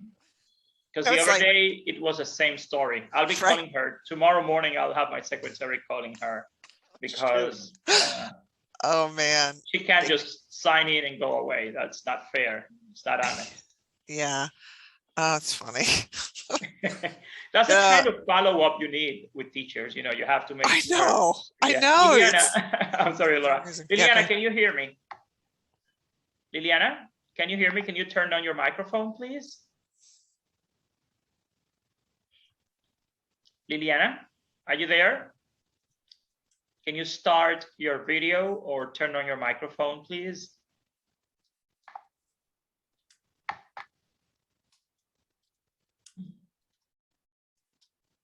Liliana had a lot of trouble to sign in. Yes. The internet is definitely an issue here. It's all around the country. Oh yeah. The teachers are so persistent, so hardworking that they simply keep going and going and going regardless. And they do it. Yeah. Eridania, can you hear me? Eridicia, Antonia, can you hear me? Eridicia? Can you hear me? Hello, yes. Eridicia, can you join? Well, it's only a few more minutes. Yeah. Did you just join the class now? I come now because here. There's been a big blackout in many areas in the country. Many of the teachers, over 50 teachers, just wrote to me saying that they can't join class because there's no electricity or because of internet issues. In fact, yesterday, the entire day, we had a whole cell phone blackout. Most cell phones from Claro were not working. Oh my gosh. You could only use Wi-Fi. It's, you know, they break down glitches, but still people keep. But that's like you live off those phones nowadays, you know, like, oh, gosh. That creates so much anxiety. So much. God. How many presentations online do you want from people here at the conference? As many as possible, because the thing is that we have teachers from all over the country. We're supposed to have at least 10 concurrent sessions. Okay. Hi, Maximo. Welcome aboard. Nice view in the back. Maximo, just the background? You're not Elvis today. ¿Qué pasó con Elvis? Se murió. Finally, Elvis is dead, right? I had to, you know something? I got late because I had to rush to the hospital because a girl who lives with us was sick, so I had to take her to the hospital. Sorry. She was vomiting. Okay now? Oh, and now she's okay. better. Oh, good. Much better. Oh, thank God. That's good to hear. All right, I think I'll close the rooms. Yeah, they're coming back now. Yep. Okay. Gives about a minute for them to come back. I want to congratulate Digna because she keeps trying. I mean, Digna Digna is dignidad right there. Absolutely. She is something else. Digna, you're doing great, lady. We're glad to have you. I'm sorry, I have a lot of problem with my internet. No, you keep going though, and that is persistence. I moved in the whole house looking for internet. It's a big problem. I'm so sorry. No, don't be sorry. I'm having the same problem in this house. Like on Monday, I was freezing so many times. So now I'm sitting in a different spot right next to the router. But it's not a big place. I don't understand why the router can't work, you know, one room over, but it's not easy, but we're doing well. And thankfully, the sessions are being recorded, which is really great because you could always go back if there was a section that you wanted to see again. So we're welcoming everyone back, which is awesome, from the breakout rooms. Hopefully you felt you had a little more time today, because I know you've been telling me teacher, you're doing it too fast and I don't have time. So hopefully is a little more time. And what I'm actually going to do is I'm going to ask my teachers to give them a little chance to, oh, Sarah says still too short, to share just maybe one idea from each of the 7 rooms that I'm sure there were many, many good ideas, but maybe an activity idea that everybody liked, or just a thought that came from your room about writing, whatever you want to share. And before we wrap up tonight. So does anyone want to go first? I can call on you, my teachers, my co-teachers. And I'm going to look to see if my New York teachers who would like to start out and maybe share something from the room. All right, so I'll start with Frederick. All right, yeah, I had a very lively group. There was a lot of ideas, and one that had a strong reaction, positive reaction, was having students write a personal diary on 20 topics. Ooh. Starting introducing themselves, talking about their friends, future career, type of cars they want, that sort of thing. Oh, so it's like you give the student like 20 different topics and then they continue in their own diary with it. Okay. Right. And then they begin to ask questions like, how do you say, how do you say architect in English, Yeah, yeah. So when they get to that spot, then they ask for the help. Okay. Great. Thank you, Frederick. Anything else you wanted to share, or you're good? I'm good. Okay. All right, Sarah. How about from your room? What gives from your room? So my room had a couple of really good activities, but one that I really liked was a teacher had suggested taking her students outside, out into the environment. She said she had like a garden near her school, and students would identify different plant and biology life, and identify them using index cards that she would give them with the vocabulary. Then they would come back into the classroom and write about what they saw, using a sentence based on each vocabulary card that they collected. Ooh, I love that. I'm just writing it in the chat. I can write it up. No, it's great. That's really nice because it takes advantage of, okay, there's no electricity, there's no technology, there's no book, but there's a whole world around us. And we can start to name some of the things as we explore them. That sounds great. And I like the cards. Yeah, exactly. So they would write on smaller papers, like not a full paper. Yeah. Index cards. That sounds really nice because then also I think when a student sees a small paper, like a Post-it note, it's not so scary to write in it. Yeah. When you give a student a big paper, oh my gosh, that's too much. I don't know that much English to write in here. So it's nice. Really good. Thank you, Sarah. How about Cora? Yeah, so my group had lots of ideas. Similar to Frederick, a lot of it was starting with things that they know, things that they're excited about. Juan mentioned have them describe their birthday party. Yesenia talked about vacation, favorite vacation or ideal vacation. And Tinio was talking about favorite celebrity, something that they've already got so much information on that they're excited to share. And a lot of us were also interested in the game idea, like Karina was talking about the time and go activity is sounding like it had a lot of potential for her students. So really a lot of ideas about connecting to what we already know, what we already like, maybe being surprised by the vocabulary our students do know that we didn't even know they had. So give them that opportunity to write more freely, just one word at a time, or short phrases to make it not so scary. That's great. Those are really again, without technology, without books, without any materials, you have a lot of life experience, and students can write from things they already know about, like the Olympics. Have you watched any of the Olympics? What are ideas you have about the Olympics? Or it could be, like you said, a celebrity, or it can also be fantasy. You know, where could we be? What would that vacation be, or that house? And using that to get them started. Wonderful. Thanks, Cora. How about Christine? Sure. Group 5 had so many wonderful ideas. It's really hard to choose just one or two. But many teachers talked about using music, and that music is an extreme motivator for students. And one teacher mentioned singing a song herself, considering we only have a piece of paper and a pencil. She would use her own voice to sing a song.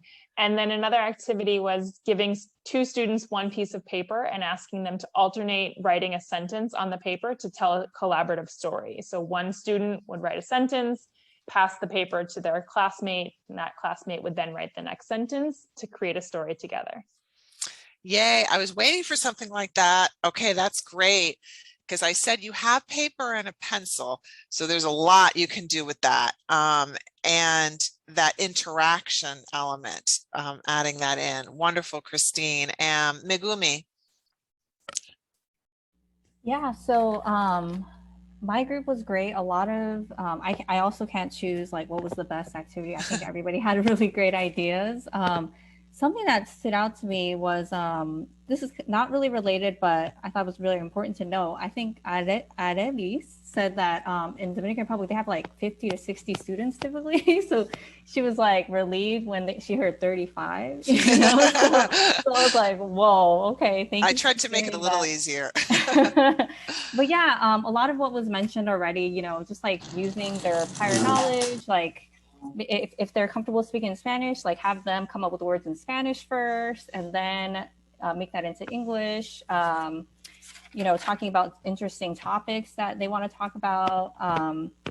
A lot of group work, partner work was mentioned, like, and also just playing games. You could still make games work even if with, you know, board and a pen or paper, like yes. A bingo using irregular verbs was mentioned, complete sentence activity, sorry, fill in the blank activity, stuff like that. So yeah, shout out to Breakout Room 6. Yay, Breakout Room 6. Go 6. I love it. Thanks, Megumi. And Eleanor. Oh, and I think we have one more, maybe Galia. Yeah, Eleanor, go ahead. Hi. So my group, we didn't get everyone didn't get to share, but we had a couple of good ideas shared. One was similar, having students write about celebrities or their favorite animals and come up with adjectives that describe them, and then focusing in on the verb that you would use to connect the noun and the adjective. So kind of motivating students to use the grammar.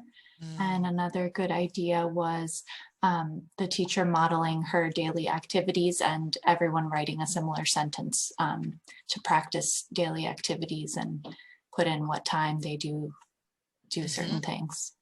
Wonderful. Thank you. Yeah, definitely the modeling, because we talked about that this group would be a beginner level. So we would definitely need that strong modeling from the teacher so that students could get the idea of the patterns that they need. And Galia. Yeah, my group had a lot of really good ideas too. And kind of like adding to what Eleanor said, like someone said, and it's similar to what we talked about in class, like asking them what's your favorite animal and then asking them to give an adjective, but having them create a poem at the end from these different prompts. And then someone said similar to the collaborative story, but they had this really good variation of having them do it in groups. And that way they said like dividing the class into 3 groups and almost making it a competition, like how many words can you associate with this word, and then they would try to like add on to the next group's words.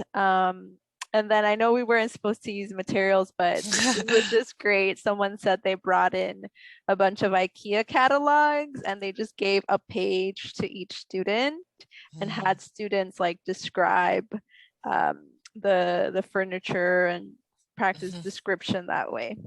Yeah, because even if you don't have materials given to you, like a course and textbook materials from the school, there is so much out there that you can just bring in. And we've talked about the nature walk is a great example of using realia, or just objects that you can find. The teacher can open up a bag and take out what they have. They can bring in photos, and all of you do those kinds of things to help when there aren't a lot of materials. But yet there's so much that we can express and write about. And I know there's a couple hands raised. Rosanna and Pedro, did you want to add anything about those writing activities when you don't have technology, you don't have the books, you don't have anything but the paper? Did you want to add? Or Pedro? Yes, Rosanna. Yes, go ahead. Here. Rosanna, go ahead. Yes. I learned me. from...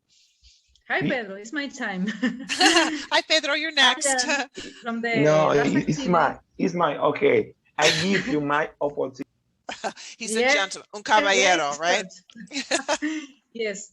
I learned from our last meeting that we can ask to our students to write about their favorite sport from the Olympic Games. Wonderful idea. But I love, I'm talking, but I love ask to my student. It's my daughter. It's good. You did it in English. Maybe she needs money. Maybe she needs money. Okay, so you have to talk a long time now to keep her out. A wonderful idea is asking to my student from the last year of high school, writing about their personal diary. That they love that. I asked them about 20 items. The first page, they are going to make a personal presentation. The second page, they, for example, talk about their favorite actor, their favorite actress, the best place to visit for the future, and they become crazy. They ask me, teacher, you are going to give me my diary again, because this is my plans for the future. Oh. They envelop in the color with flowers. It's a wonderful idea. Oh. The girls write about wedding, fashions, clothes, and the boys about cars, jeans, t-shirts, and so on. They become crazy. And at the end, I asked to my student, write what you learned about the diary. Oh, I discovered that I know more words that I didn't know. And it's wonderful. And you know something? The student from the higher grades asked me, teacher, are we going to prepare a diary next year? Oh, yes. That's yes. the best. They don't need books, they don't need electricity, only a notebook and a pencil and ideas. Yeah. They are free to write what they want. That really got me, Rosanna. That's really beautiful. Yes. You know, because we focus so much on what we don't have, you know, that we don't have these books or we don't have these materials, and we do need good materials. Don't get me wrong. We need good materials and you deserve those materials. But look at what you do without materials. Think about if you had beautiful photos and books to use, how much more even we could do to advance English learning, because you already have so much creativity and the students are getting a passion for the learning, and the diary becomes something meaningful to them. And that's what's so important, is that language is about expressing ourselves, and to be able to express yourself, not just in English, but in English and Spanish, or Spanish and Yes. English, and to know that you've created that love of the writing and the expression is wonderful. So I'm going to go to Pedro, and then I believe Christian wanted to share his screen and share something with us too. So Pedro, would you like to go ahead? Okay. Hello, everybody. Good evening. Good evening. Okay, when the teacher need to teach the material, it does say they don't problem because you have the environment for to teach. For example, I remember when I worked in the Bexley school in my country, I have to teach my students in reading and writing, but I don't have book, I don't have all the resources. But we have the problem. So I find different material, different idea, different way for to teach. In English, in our English teaching, we can to do the same. For example, uh, if you if you need to teach um, about the preference our student, you can to use the favorite song, the favorite clothes. You can to talk about the fair happy birthday, the wonderful experience for them. Yes. You can to teach about about the fair country, uh, your favorite country, what country they like visit in the future. So the most government on the world never there are resort for the public school, but the teacher is an artist. The teacher is a father. The teacher is different personal to do the work. And in my personal opinion, we can to teach in speaking and writing, but the more important is the speaking, because when they can speaking, they can to have a wonderful experience to share information with other country. For example, if I busy to USA, Europe, different country, I need is the speaking, because maybe I I could use the writing, but the more important is speaking. So I say that the material, it doesn't problem for good teacher. Okay, thank you so much. Thank you, Pedro. And that was beautiful. And I think one of the things that is interesting about the speaking and writing, you know, in different situations, you want students to be very strong speakers, as you said. And in a lot of situations, writing is really important to those students. There are students who maybe are very shy speakers, but because they're strong in writing and reading, that's like a strength for them, you know, in schools and in even now online, you know, when you communicate, a lot of it is through email or writing and WhatsApp. So it's the idea of communication in different settings or contexts or reasons. I'm going to ask Christian, did you want to share your screen? And I know there was something you wanted to definitely show everybody. Are you there? Oh yeah. Oh yes, I'm here. Can you hear me? Okay. Yep. Okay. I'm sorry to be so persistent. No, it's But I wanted fine. to share my idea. Okay. It's gonna be quick. Okay. No problem. Okay. Good. So I wanted to share my idea. Can you see my screen? Yeah, it's coming. I see. Yep, I see it.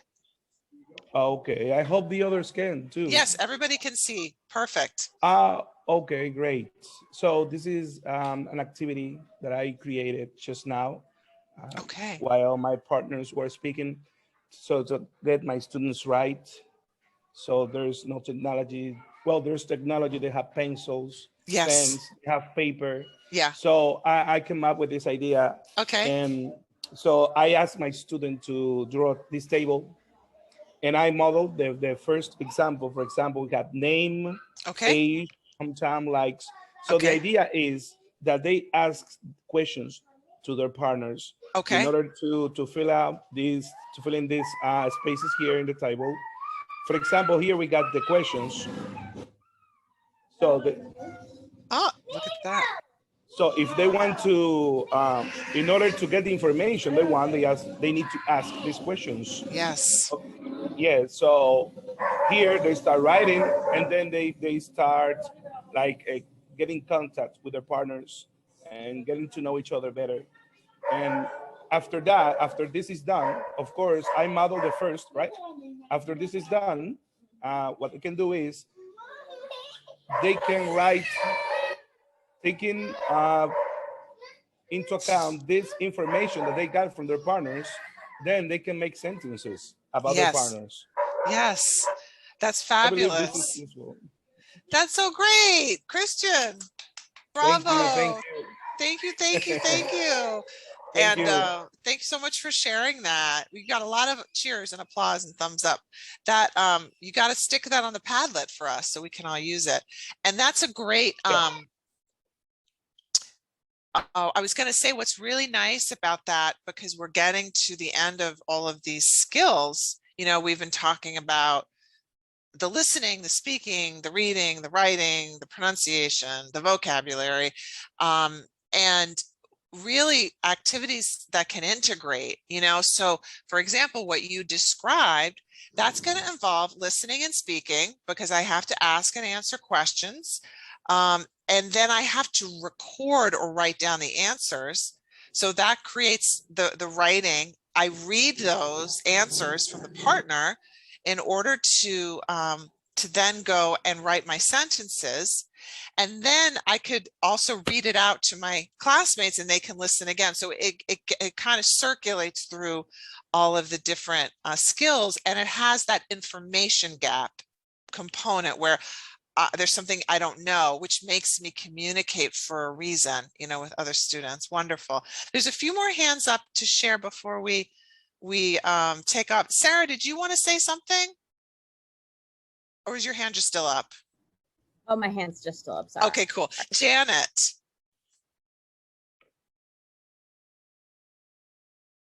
How about you, Janet? Well, yeah. Well, I want to share an idea that I used with my students before we were out with the pandemic. Okay. I integrated different skills. When I talk with them about the medical appointment or office, I use with them the conversation first with the doctors, and they have to talk with the doctor and they have to make an appointment, and then they have to record this appointment, but first they have to write down. And I used to model with them a conversation.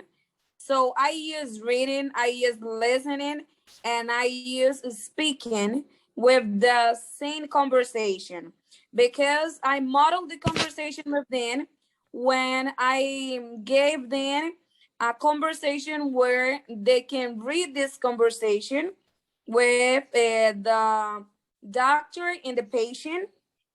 So they read this conversation and they identify the vocabulary between the doctor and the patient. Then they made their own conversation working in pairs, and they can change the vocabulary using their own symptoms, their health problems. So they use their own new works. And then I use it like a project where they have to make a video like a conversation, making a video with this conversation where they have to record this conversation working with a partner, like they are a doctor and a patient. Sometimes Yes. they visit some public hospital here that they are allowed to record the video in this hospital, and they love to work with this unit when I do this, because we work like 2 months with this unit and they love it.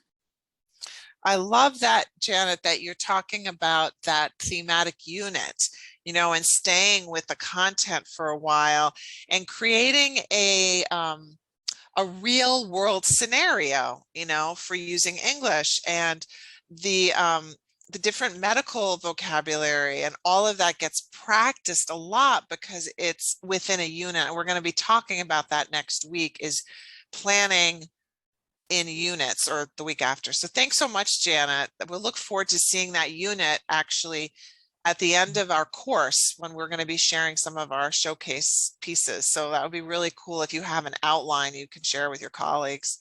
I'm going to just jump over. I think I'm just going to call on a couple more people if that's okay, so we can wrap up at 7:30.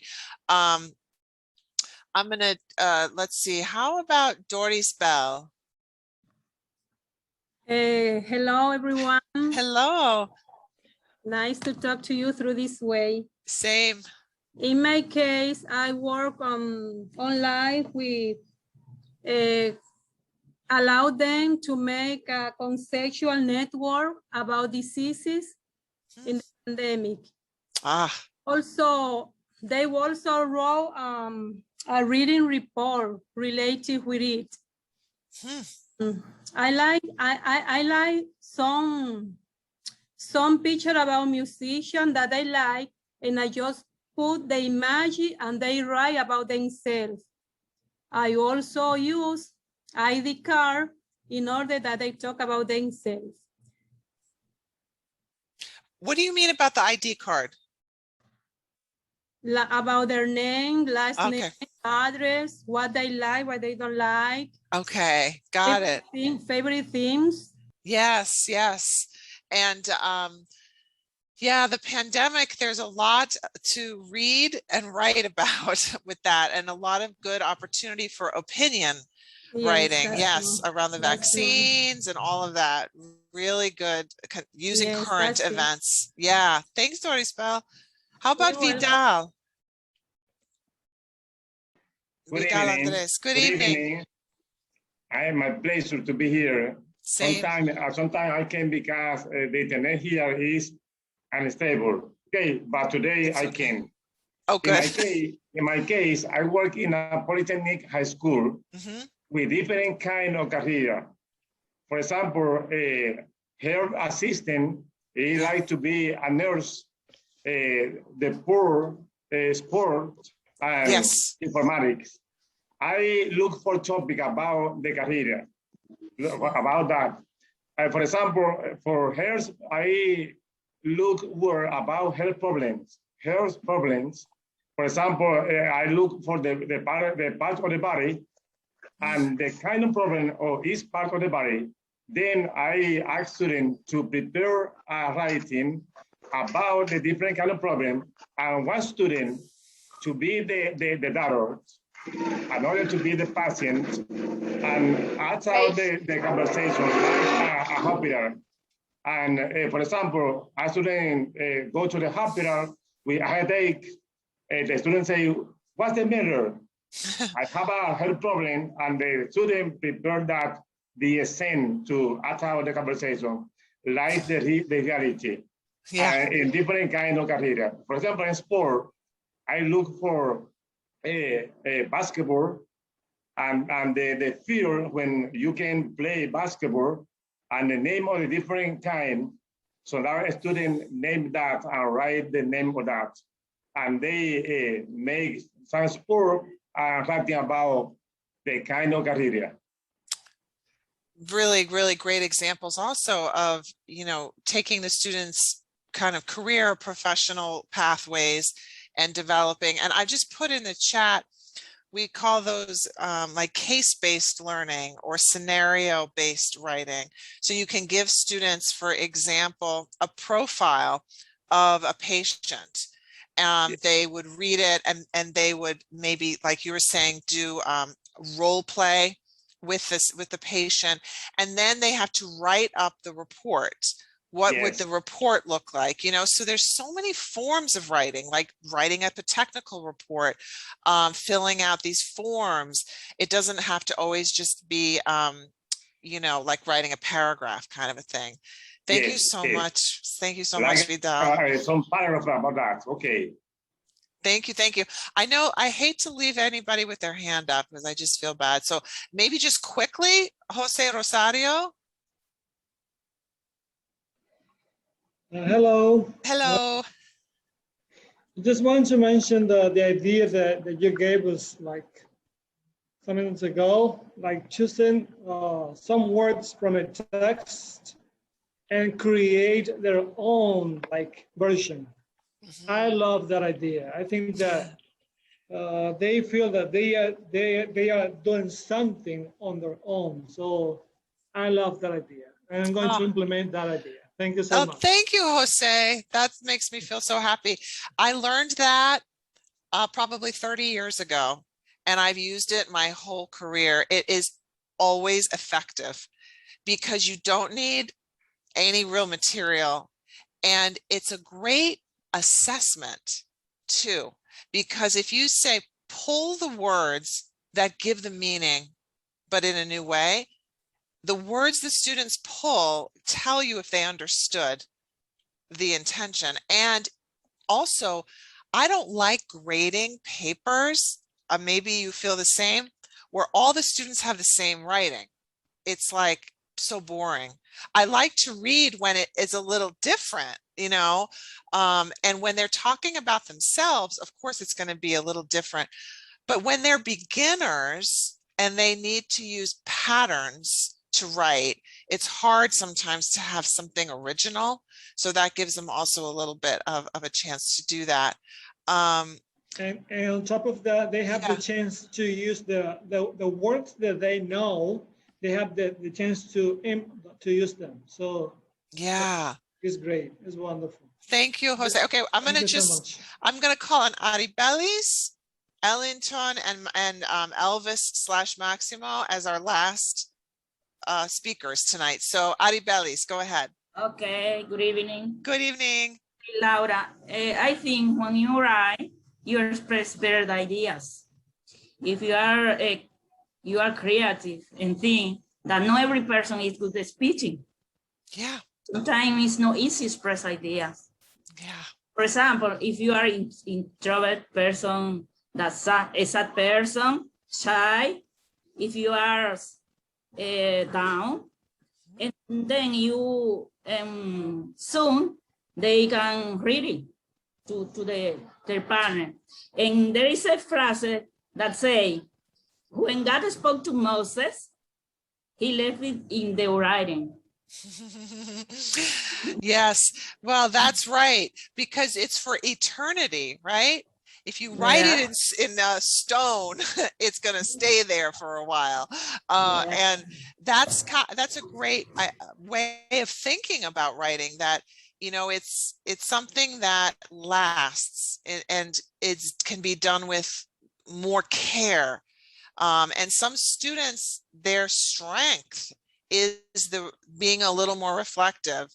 And sometimes we put so much emphasis on the student who can talk a lot and is very dominating and very funny and loud, but it's sometimes those quiet students, they can really shine if we give them that other way to express and really value the writing they do. Ellington and then Maximo, and then we're going to close.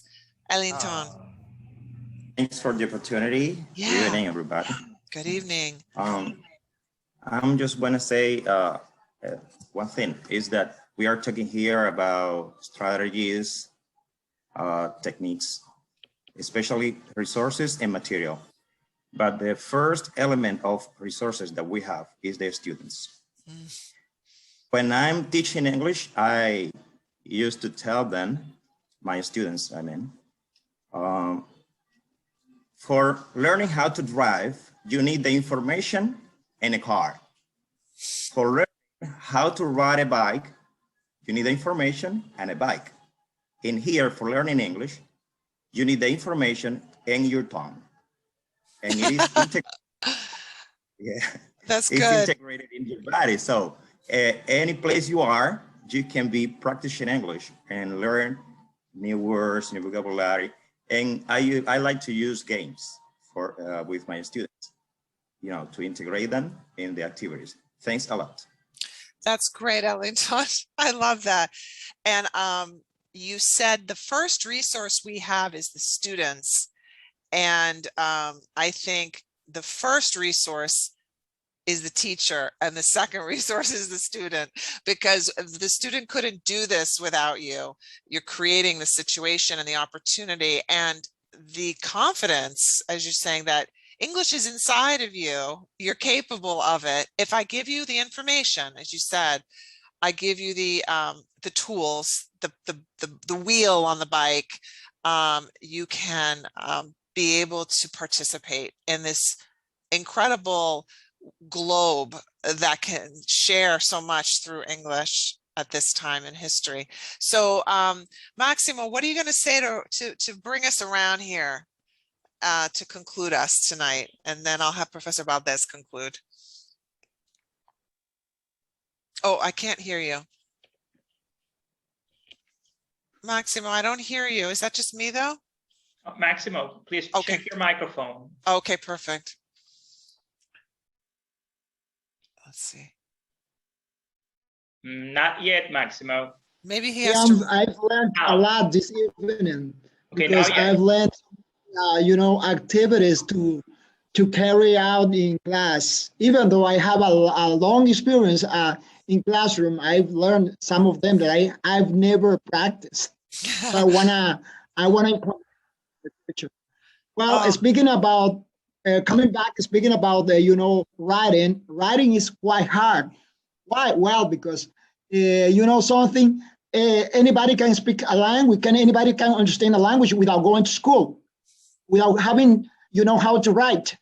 So I think you know, in the case of us as Dominican teachers, we've been teaching firstly based on writing and reading. So these days we try to change, we try to switch, we try to encourage, you know, to develop students, you know, speaking and student, you know, understanding, listening, understanding, first of all. And after that, when they feel, you know, when they feel confident, most of the time they able to write things, because, you know, something, speaking is, you know, something like writing. When a person speaks right, most of the time, if they use, you know, for example, the connectors and all of those words, they know how to write okay. So I think, you know, encouraging and, you know, solidify, you know, students speaking and listening comprehension is a key tool for writing. In my case, I usually try to encourage students. For example, in the case of the pandemic, to my, you know, senior students at high school, I used to assign them, I used to, you know, to have them read an article about, for example, the COVID-19 and the measure of the government in the DR. So at the end of that, I wanted to hear their reaction. What do you think about the government, you know, measure to control the pandemic? Mm-hmm. But you know something, sometimes I think they are not honest, because as you know, online classes could be cheating, you know? Yeah. We never know if they got that information from another person. So it's a little, you know, tricky sometimes. It's true. Doing online writing, maybe I can just put it in Google Translate very quickly just to be sure. I know I do that when I write in Spanish now. I'm like, oh, my confidence. Let me just check, you know. But I think in a way, we will all be thinking about how the world is changing. And the truth is, all of us are going to be using things like that when we write. I mean, these are tools that are available. So to say it's bad, don't use it. Well, writing is going to be assisted a lot. All of us, when we write in Microsoft Word, it tells you, oh, that's not spelled right, right? It gives you a little underline. Or even when we text, it gives us the language, the next word. Sometimes we're like, no, that's not what I want. But sometimes it is what I was going to say. So the technology is trying to keep up with helping us. So it'll be interesting to use.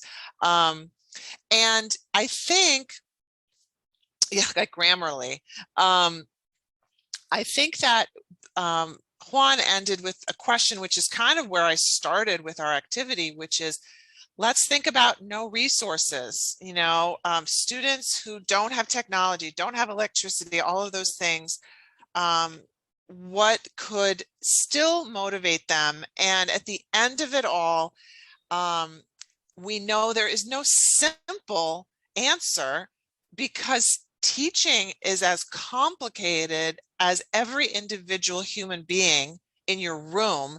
And if you have 60 individuals, that is 60 complex relationships.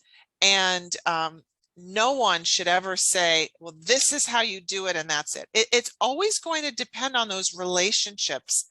Some students will do the writing, not because they like English, but because they like you, and they'll do whatever you ask.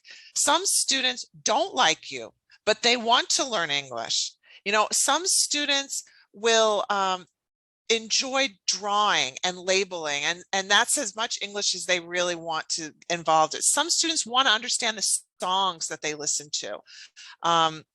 There are so many reasons, but we want to try to pull those out and use those to energize our students to advance, because the learning of English, it's about English, but it's also helps them be better in Spanish, helps them be better readers and writers, and it helps them be better mathematicians and nurses and scientists, and working in wherever they wind up working, in businesses and hotels, because it will help them get access to so much more learning.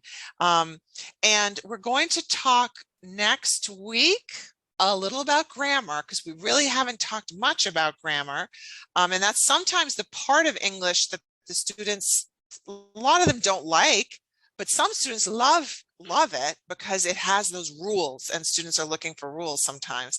So Professor Valdez, do you want to say any words before we finish? I know Monday we won't be there with them, but I know they'll be working on those assignments for the Padlet.